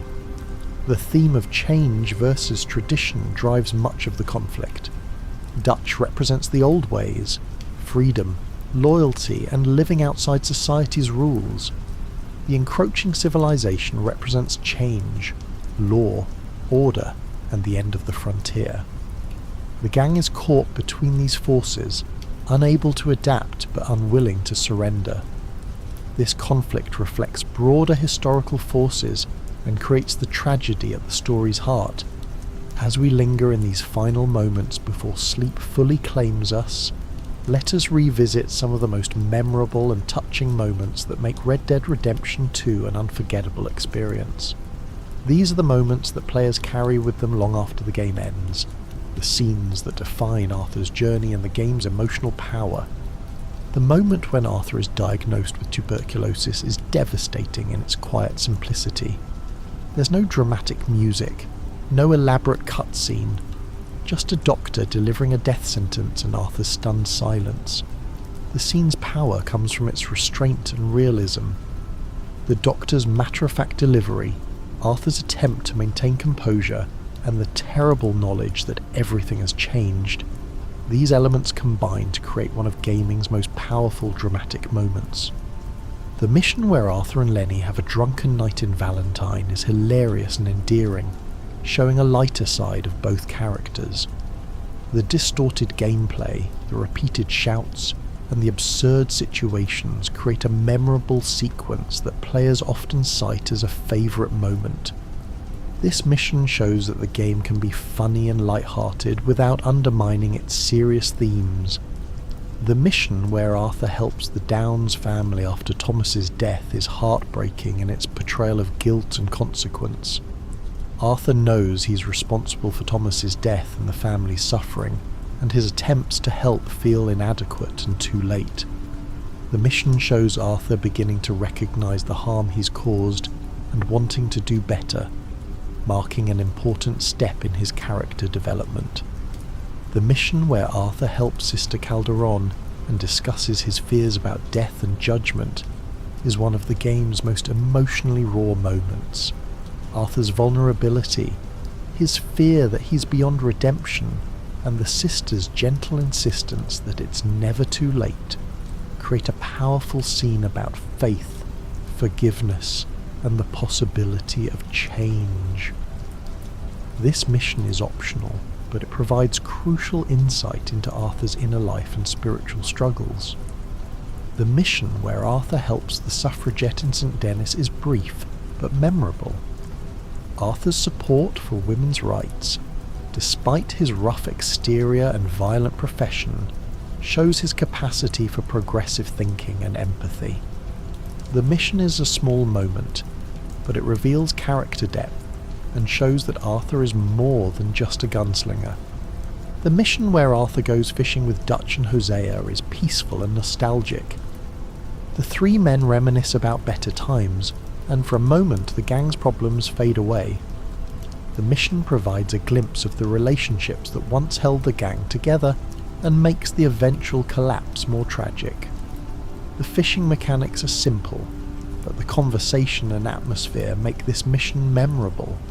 The mission where Arthur helps a man build a flying machine is whimsical and touching. The inventor's optimism and Arthur's skeptical but supportive attitude create an endearing dynamic. When the machine actually flies, briefly, it's a moment of wonder and possibility in a game often focused on violence and tragedy. The mission reminds players that the era was one of innovation and dreams, not just outlaws and gunfights. The Stranger Mission series with Hamish Sinclair is one of the game's most beloved. Hamish is a disabled veteran living alone in the wilderness, and his friendship with Arthur is genuine and warm. The missions involve hunting and conversation, building a relationship that feels real and meaningful. When Hamish dies in the final mission, it's genuinely sad, and Arthur's inheritance of Buell, Hamish's horse, is a touching tribute to their friendship. The mission series with Mary Linton explores Arthur's past and the life he might have had. Mary represents the road not taken, the possibility of a normal life that Arthur chose to abandon for the gang. Their interactions are bittersweet and complicated, showing two people who still care for each other but can't overcome the choices that separate them. The final mission in the series, where Arthur helps Mary one last time and they part forever, is heartbreaking in its finality. The mission series involving helping a young couple overcome obstacles to be together shows Arthur's romantic side and his desire to see others find the happiness he couldn't. The missions are light-hearted and sweet, providing a counterpoint to the game's darker content and showing Arthur's capacity for kindness and hope. The mission series involving helping a monk who has taken a vow of silence features Arthur's one-sided conversations that are humorous and revealing, as Arthur talks about his life, his doubts, and his fears. The monk's silent presence allows Arthur to be honest with himself in ways he can't be with the gang. The missions are quiet and contemplative, offering moments of peace and reflection. The mission involving tracking down famous gunslingers and learning their stories explores the gap between legend and reality, showing that the famous outlaws are often disappointing, pathetic, or tragic figures. The mission's themes about reputation, legacy, and the cost of violence resonate with Arthur's own story and add depth to the game's exploration of the outlaw myth. The mission involving helping a struggling theatre troupe shows Arthur's appreciation for art and culture despite his rough exterior. The mission is light-hearted and fun, providing a glimpse into the entertainment world of the era and showing Arthur's softer side. The mission involving helping a man search for exotic animals is absurd and humorous, with Arthur tracking down animals for a man who clearly has no idea what he's doing. The mission provides comic relief and shows Arthur's patience and willingness to help, even when the task seems pointless.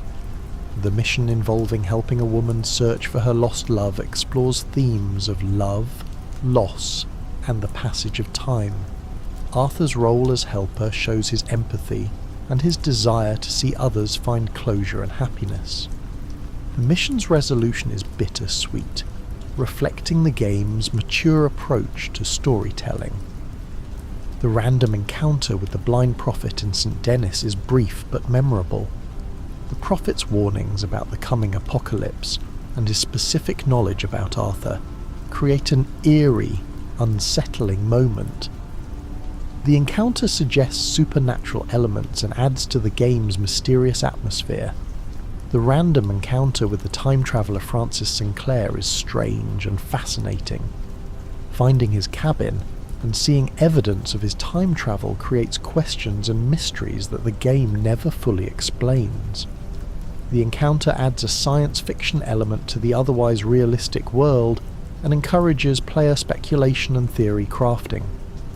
The random encounter with the feral man in the wilderness is disturbing and sad.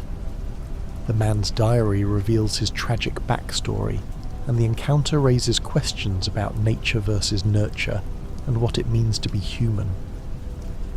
The encounter is brief but memorable, adding to the game's exploration of humanity and civilization. The random encounter with the giant in the mountains is touching and sad. The giant is gentle and kind despite his appearance, and Arthur's interaction with him can be compassionate or cruel depending on player choice. The encounter explores themes of difference, acceptance, and how society treats those who don't fit in. The random encounter with the circus animals that have escaped is both humorous and sad. The animals are confused and out of place, and Arthur can help return them or leave them to their fate. The encounter raises questions about captivity, freedom, and the treatment of animals. The discovery of the Viking tomb is mysterious and atmospheric. The ancient burial site raises questions about who these people were and how they came to be in America. The encounter adds historical depth and mystery to the world, encouraging exploration and speculation. The discovery of the robot in the cave is bizarre and unexpected. The robot's rampage after being activated is both humorous and tragic, showing the dangers of unchecked technology and ambition. The encounter adds a steampunk element to the game and provides a memorable, unique experience. The discovery of the serial killer's basement is disturbing and horrifying. The evidence of his crimes and the confrontation with him create a genuinely scary moment in a game that's usually more action-oriented than horror-focused. The encounter shows the game's willingness to explore dark themes and create varied emotional experiences.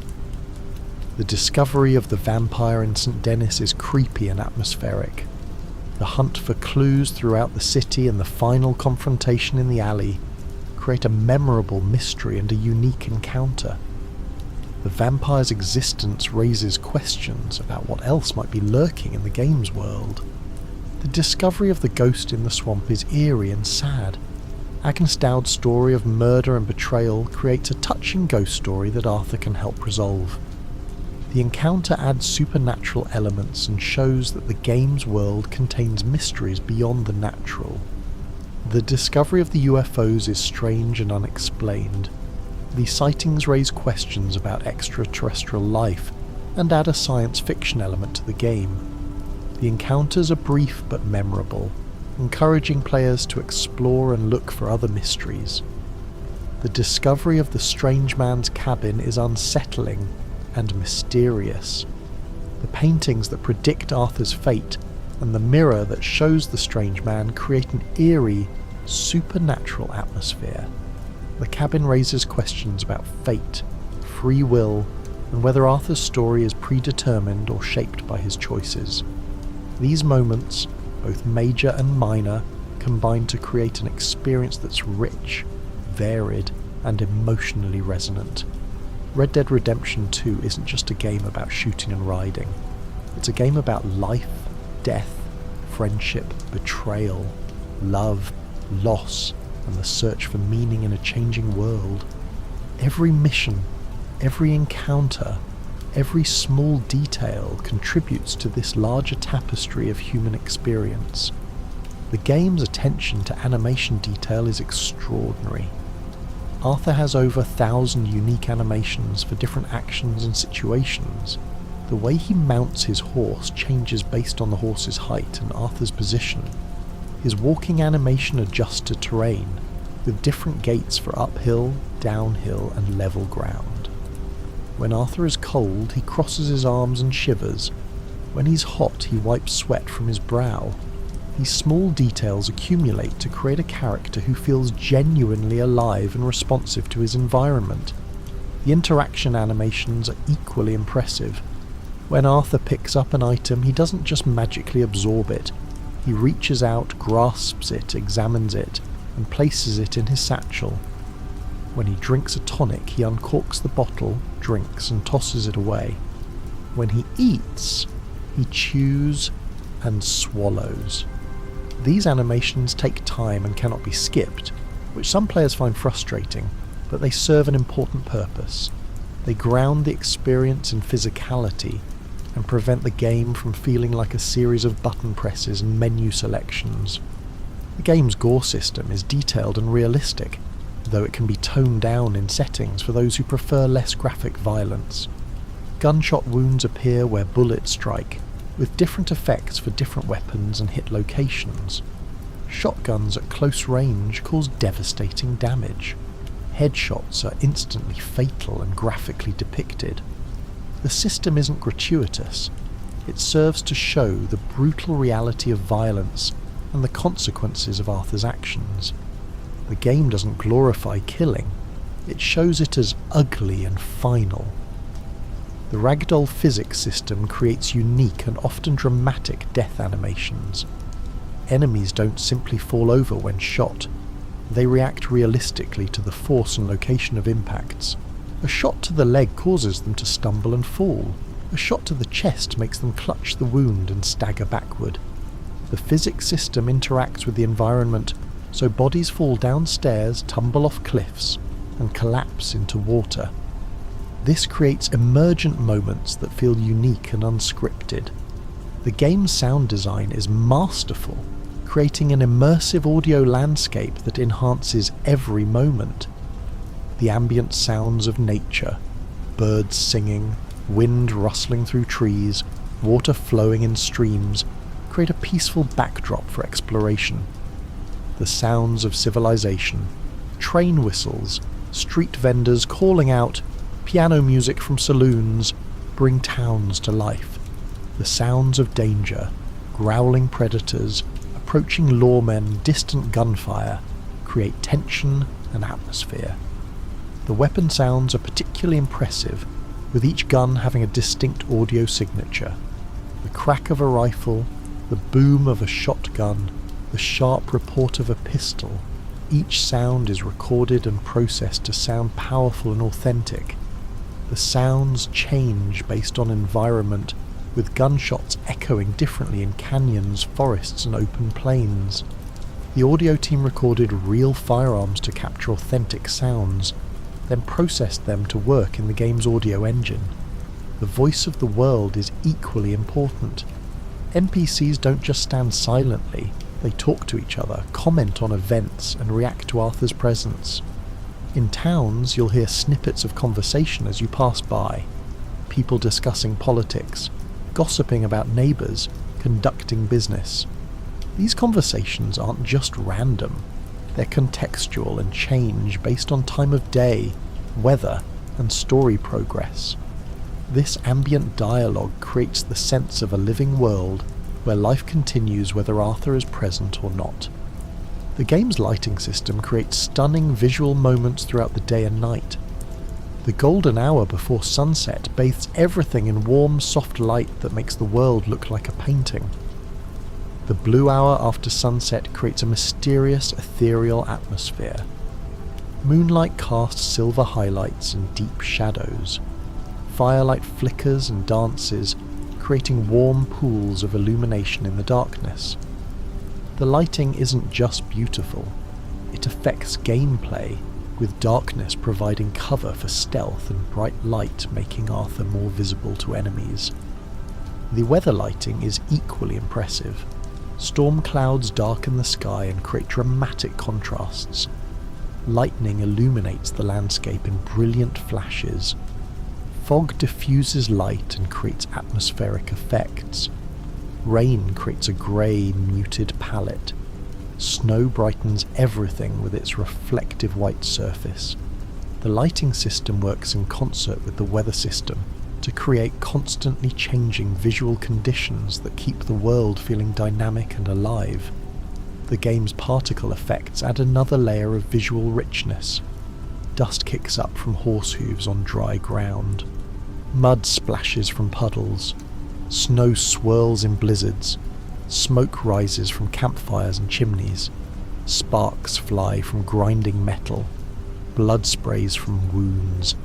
These effects are subtle but cumulative, adding to the sense of physicality and presence in the world.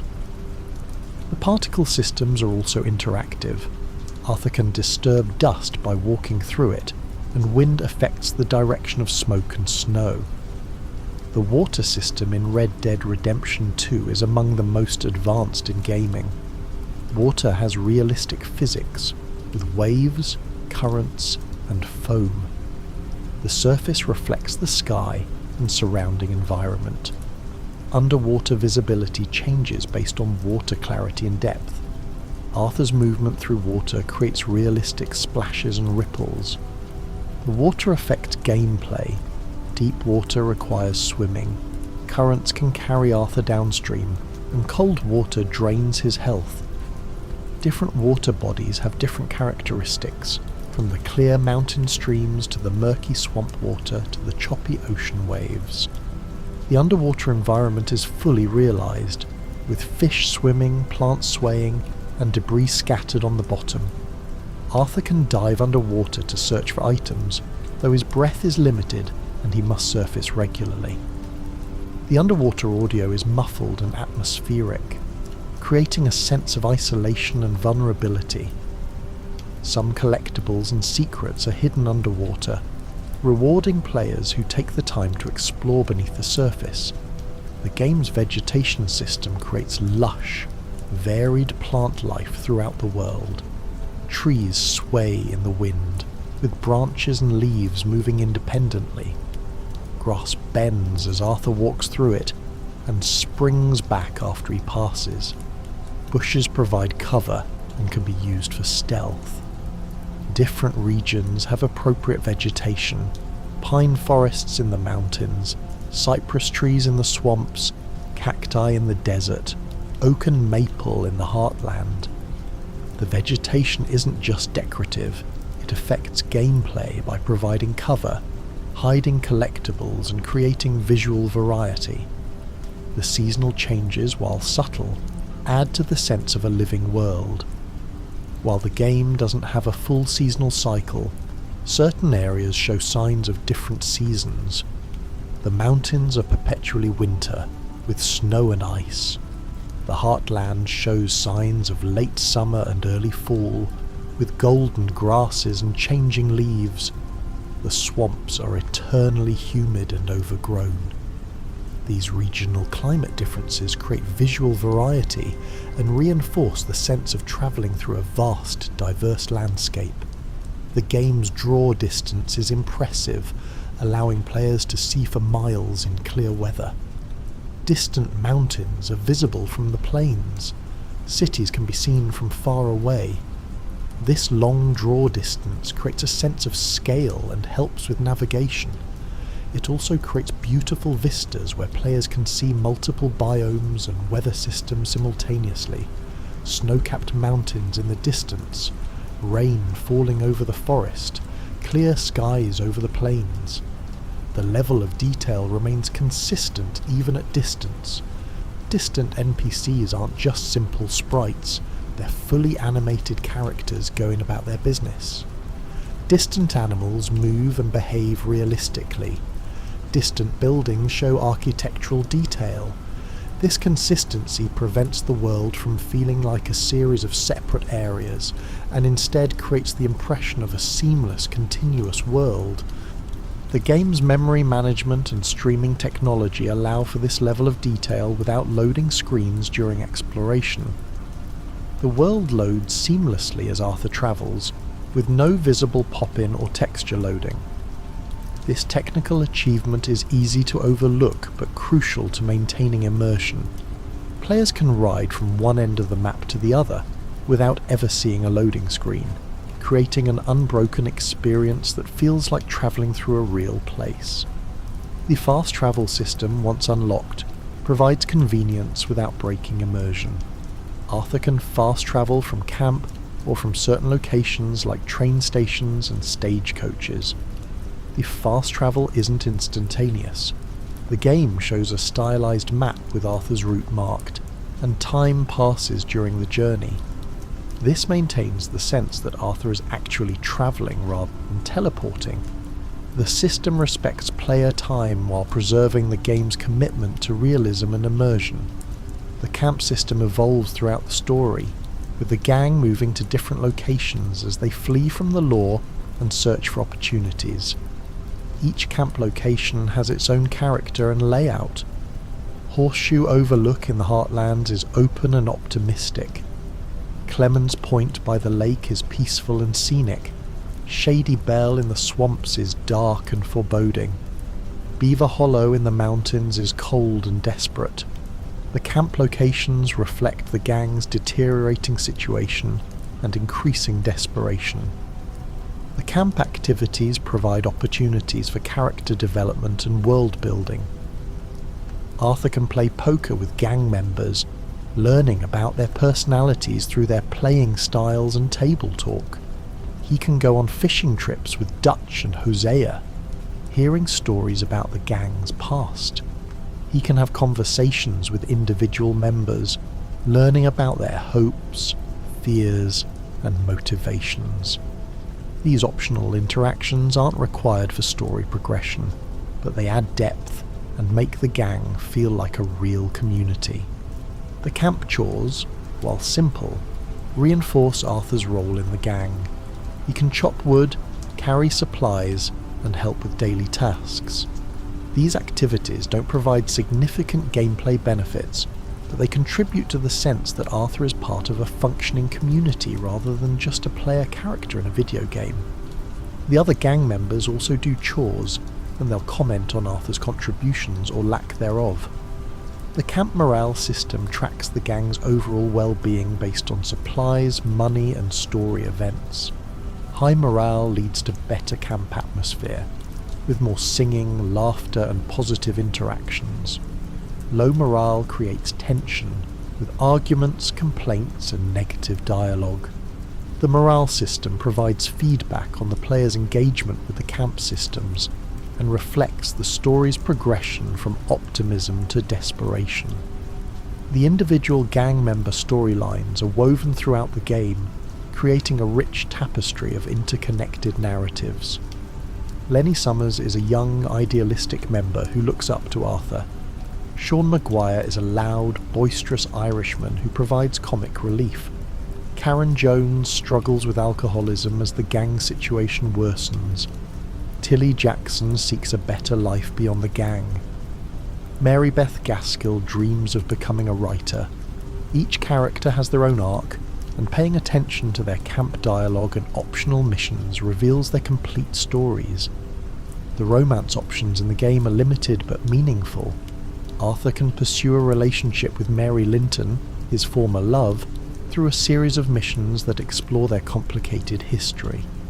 Mary represents the life Arthur could have had if he'd left the gang, and their interactions are bittersweet and emotionally complex. Arthur can also have brief encounters with other women, but these are shallow compared to the depth of the Mary storyline. The game's approach to romance is mature and realistic. Arthur is a middle-aged outlaw with a violent past and a terminal illness. He's not a romantic hero, and the game doesn't pretend otherwise. His relationship with Mary is doomed by his choices and circumstances, and the game doesn't offer a happy ending. This tragic romance reinforces the game's themes of consequence and the impossibility of escaping one's past. The side activities in Red Dead Redemption 2 provide hours of content beyond the main story. Hunting and fishing can occupy dozens of hours for players who enjoy these activities. The various challenges, sharpshooter, survivalist, herbalist and others, provide structured goals and rewards. The collectibles, cigarette cards, dinosaur bones, rock carvings, dream catchers encourage thorough exploration. The stranger missions tell complete stories with memorable characters. The gambling activities are fully functional and can be played for hours. Poker is the most complex, with AI opponents who have distinct playing styles and tells. Blackjack is simpler but still engaging. Dominoes offers a different kind of strategic challenge. Five-finger fillet tests reflexes and timing. These activities aren't just mini-games, they're social activities where Arthur interacts with other characters, hears stories, and experiences the culture of the era. The game's economy encourages engagement with various systems without forcing grinding. Money is useful, but not essential. Arthur can complete the entire game without engaging with hunting, fishing, or gambling if he prefers to focus on missions. However, these activities provide both financial rewards and gameplay variety for players who enjoy them. The economy is balanced so that players who engage with side activities have more money than they need, while players who focus on the story have enough to get by. The trapper and fence systems provide outlets for selling goods and purchasing unique items. The trapper buys pelts and crafts special clothing. The fence buys stolen goods and sells special items like talismans and trinkets. These vendors are located in specific places and must be discovered through exploration. They provide goals for hunting and thieving while offering rewards that can't be obtained elsewhere. The honor system's impact extends beyond the ending to affect gameplay throughout the experience. High honor Arthur gets discounts at stores and positive reactions from NPCs. Low honor Arthur faces higher prices and negative reactions. Some missions and encounters are only available at certain honor levels. The system encourages players to consider the moral implications of their actions, though it doesn't force a particular playstyle. The honor system is nuanced enough to allow for complex moral choices. Arthur can be a ruthless killer in missions while helping strangers and donating to camp, resulting in neutral honor. He can be honourable in most situations, but occasionally make selfish choices. The system tracks the cumulative effect of Arthur's actions rather than judging individual choices in isolation. This creates a more realistic moral framework where people are defined by their overall behaviour rather than single actions. The game's approach to player choice balances freedom with narrative coherence. In missions, Arthur must often do specific things to advance the story, but the game provides choice in how he approaches situations and how he treats people. In the open world, players have nearly complete freedom to do as they please. This balance allows Rockstar to tell a specific story about Arthur Morgan, while still providing the player agency that defines open world games. The mission design varies from linear, cinematic sequences to open-ended scenarios with multiple approaches. Bank robberies are carefully scripted to create specific dramatic moments. Hunting missions allow for player creativity and skill. Rescue missions can be approached stealthily or aggressively. This variety keeps the gameplay fresh and allows different player preferences to be accommodated within the larger narrative structure. The game's difficulty is carefully balanced to be challenging without being frustrating. Combat encounters are tough but fair, requiring players to use cover, manage ammunition, and make tactical decisions. The auto-aim system can be adjusted to provide more or less assistance. The game provides multiple difficulty settings that affect damage taken and dealt. This flexibility allows players of different skill levels to enjoy the game at their own pace. The checkpointing system is generous, preventing players from losing significant progress due to failure. Missions have multiple checkpoints, and dying returns Arthur to the most recent one. This system respects player time while still maintaining challenge. The game also allows manual saving at any time outside of missions, giving players control over their progress. The game's tutorials are integrated naturally into the early gameplay rather than presented as separate training missions. Arthur learns new skills and abilities as they become relevant to the story. The game introduces systems gradually, preventing overwhelming new players with too much information at once. The tutorial prompts can be disabled for experienced players who don't need guidance. The control scheme is complex, with multiple button combinations required for different actions. This complexity allows for the wide range of actions Arthur can perform, but can be overwhelming initially. The game provides a control reference in the pause menu, and most actions have on-screen prompts when relevant. The controls become intuitive with practice, though some players never fully adjust to the complexity. The game's accessibility options are limited compared to modern standards, but they do provide some customization. Subtitles can be enabled and sized. Colorblind modes adjust the UI. Control schemes can be modified. The game doesn't provide extensive accessibility features like many recent games, which is a missed opportunity to make the experience available to more players. The photo mode, while not as robust as some games, allows players to capture and share beautiful moments. The mode pauses the action and allows camera positioning and filter application. Photos can be saved and shared on social media. The photo mode has led to a thriving community of virtual photographers who capture stunning images of the game world and share them online. The game's community has created extensive resources, guides, and discussions. Wikis document every mission, collectible, and secret. YouTube channels provide tutorials and showcases. Reddit communities discuss theories, share discoveries, and help new players. This community engagement extends the game's life and helps players get the most out of the experience. The speedrunning community has found ways to complete the game in a fraction of the intended time, using glitches, exploits, and optimized routes. While this isn't how most players experience the game, it demonstrates the depth of engagement and the community's dedication to exploring every aspect of the game's systems and mechanics.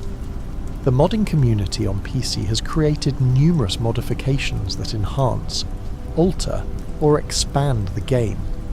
Mods range from simple visual tweaks to complete overhauls of game systems. While Rockstar doesn't officially support modding, they haven't actively prevented it either, allowing the community to extend and customize the experience.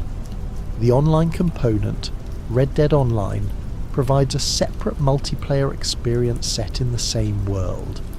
While it shares the map and basic mechanics with the single-player game, it's a distinct experience with its own progression systems, missions, and activities.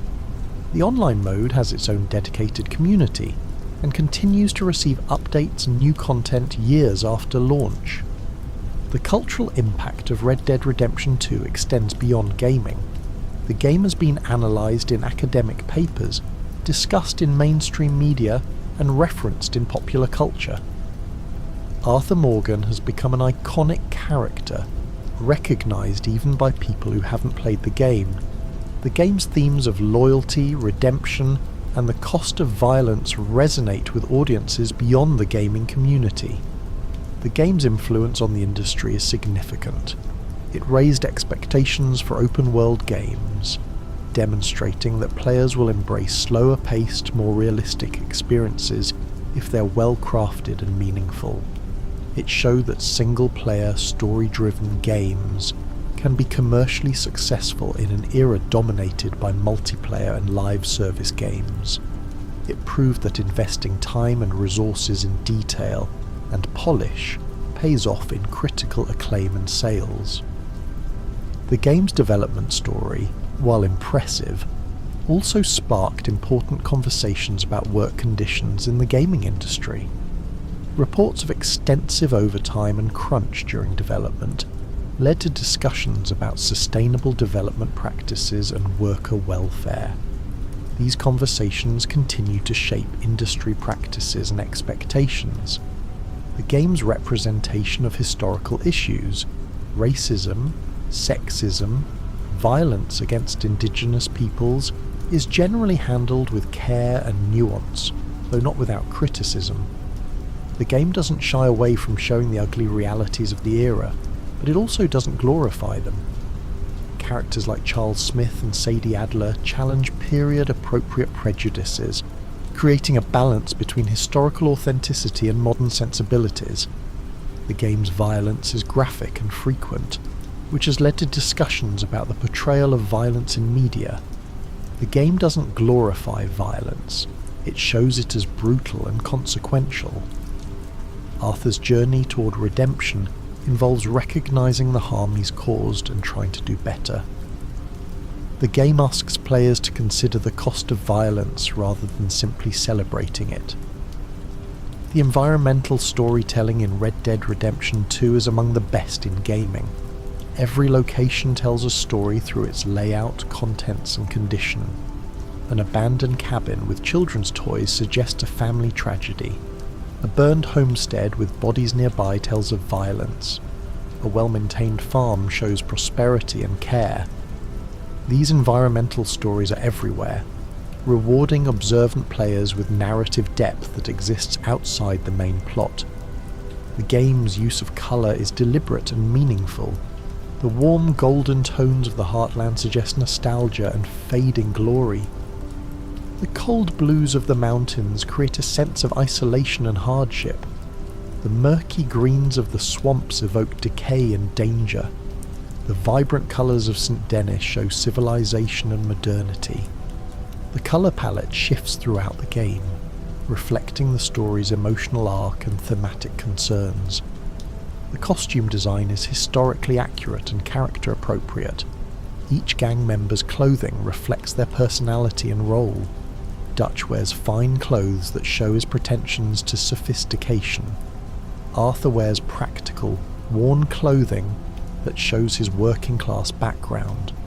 Micah's flashy outfit reflects his vanity and desire for attention. The attention to costume detail extends to every NPC, with different social classes and occupations wearing appropriate attire. The architecture throughout the game is period appropriate and regionally varied. The buildings in Valentine are simple wooden structures typical of frontier towns. St. Denis features elaborate Victorian architecture with French colonial influences. The plantation homes in Lemoyne show antebellum southern style. The ranches in New Austin are simple, functional structures. This architectural variety creates visual interest and reinforces the sense of travelling through different regions with distinct cultures. The game's use of music extends beyond the composed soundtrack to include period-appropriate songs. Gang members sing folk songs around the campfire. Saloons feature piano players performing popular tunes of the era. The theatre shows include musical performances. These musical moments create atmosphere and authenticity, while providing insight into the culture and entertainment of the period. The game's pacing is deliberate and unhurried, which some players find slow, but others appreciate as immersive. Actions take time. Skinning animals, looting bodies, cooking food. Travel takes time. Riding across the map, waiting for trains. Conversations take time. Characters talk at a natural pace without rushing. This pacing creates a sense of weight and consequence to actions while allowing players to appreciate the world's detail. The game respects player intelligence by trusting them to figure things out without excessive hand-holding. Missions provide objectives but often leave the approach up to the player. Mysteries provide clues but require observation and deduction. The world is filled with secrets that aren't marked on the map, rewarding exploration and curiosity. This approach treats players as active participants rather than passive consumers of content. The game's replay value is significant despite its linear story. Different playstyles, high honor versus low honor, aggressive versus stealthy, focused on story versus focused on exploration, create different experiences. Discovering secrets missed on the first playthrough provides motivation to return. Simply existing in the world and experiencing its systems can be enjoyable even after completing the story. The game's length is substantial, with the main story taking 50-60 hours for most players and completionist playthroughs extending to 150 plus hours. This length allows for deep character development and world building, but can be daunting for players with limited time. The game respects this investment by providing a complete, satisfying experience that justifies the time commitment. The epilogue's length and pacing have been debated among players. Some appreciate the extended denouement and the chance to experience Jon's story. Others find it anticlimactic after Arthur's dramatic ending. The epilogue serves important narrative functions, providing closure, connecting to the first game, and allowing continued exploration, but its placement and length remain divisive.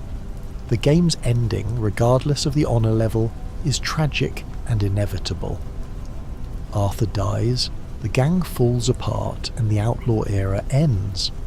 This tragic ending is thematically appropriate and emotionally powerful, but it's also difficult for players who have invested dozens of hours in Arthur's journey. The game doesn't offer a happy ending because the story it's telling doesn't allow for one. This commitment to narrative integrity over player wish fulfillment is admirable and rare in mainstream gaming. The game's message about redemption is complex and nuanced.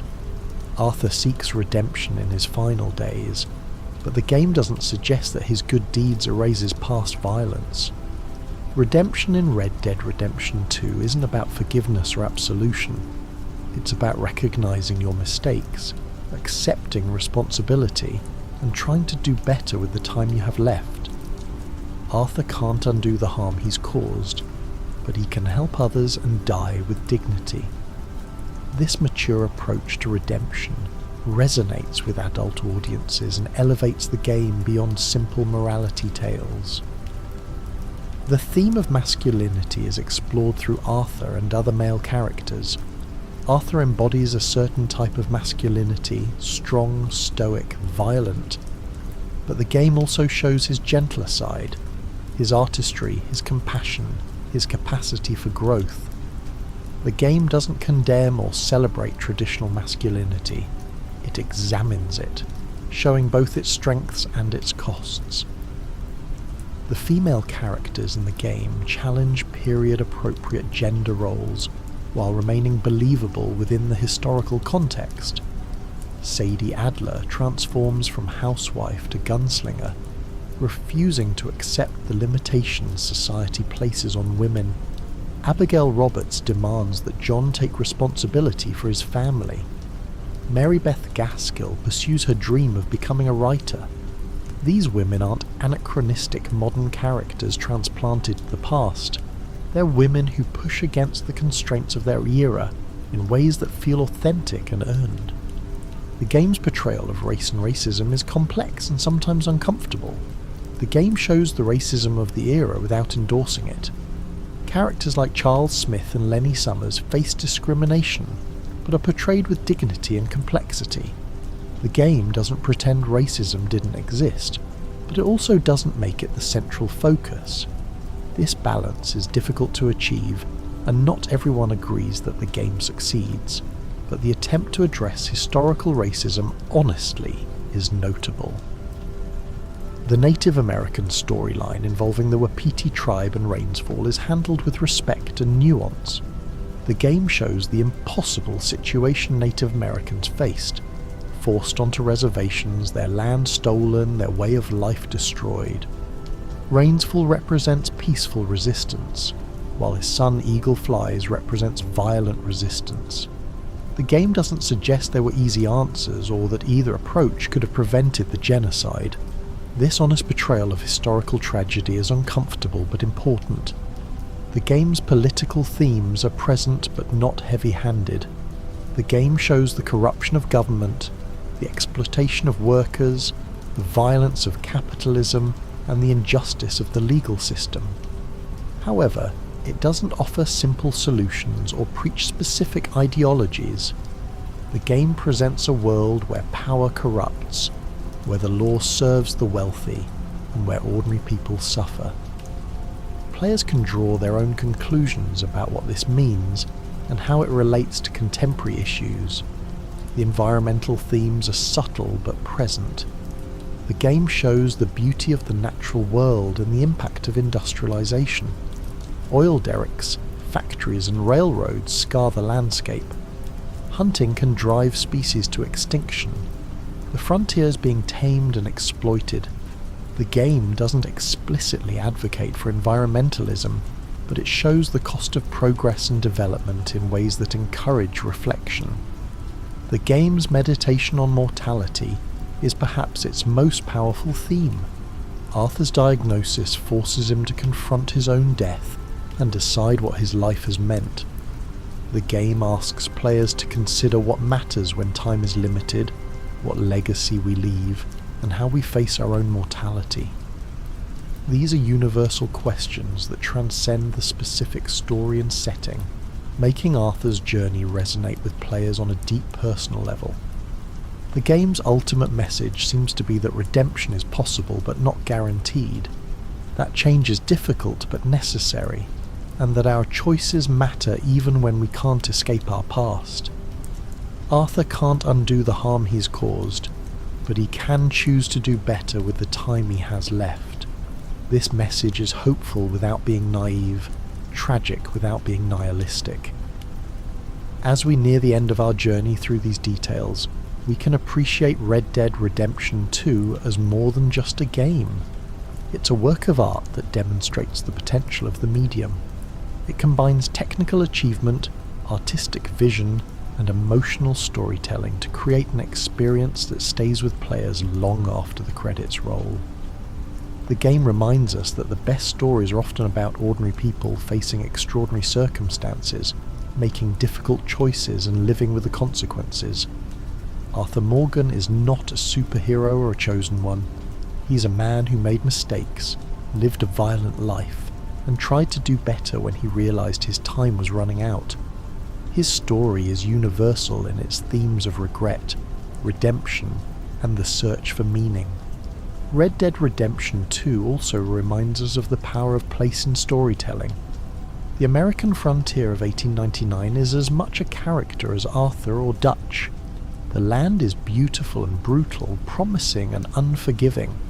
It represents freedom and violence, opportunity and exploitation. The game captures this complexity and uses it to explore themes that remain relevant today. The cost of progress, the tension between individual freedom and social order, the violence underlying American history. As you drift into sleep, carry with you the images and emotions of this remarkable game. Remember Arthur's journey from unthinking enforcer to self-aware man seeking redemption.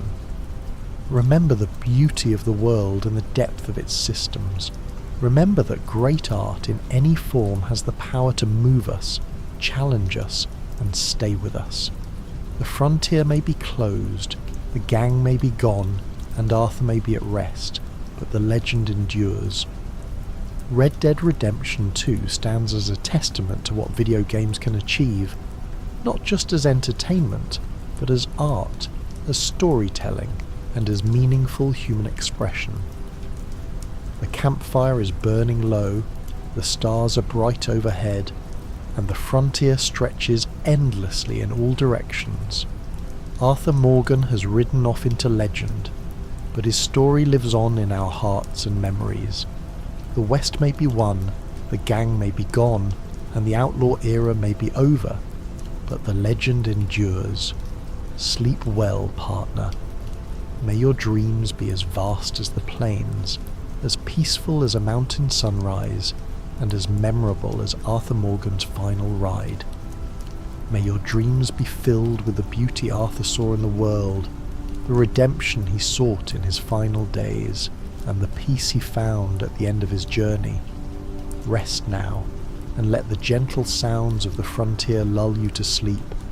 The crackling campfire, the distant coyotes, the rustling wind through the grass, and the soft breathing of your horse nearby. All is well, all is peaceful, and all is as it should be. Thank you for joining us on this journey through one of gaming's greatest achievements.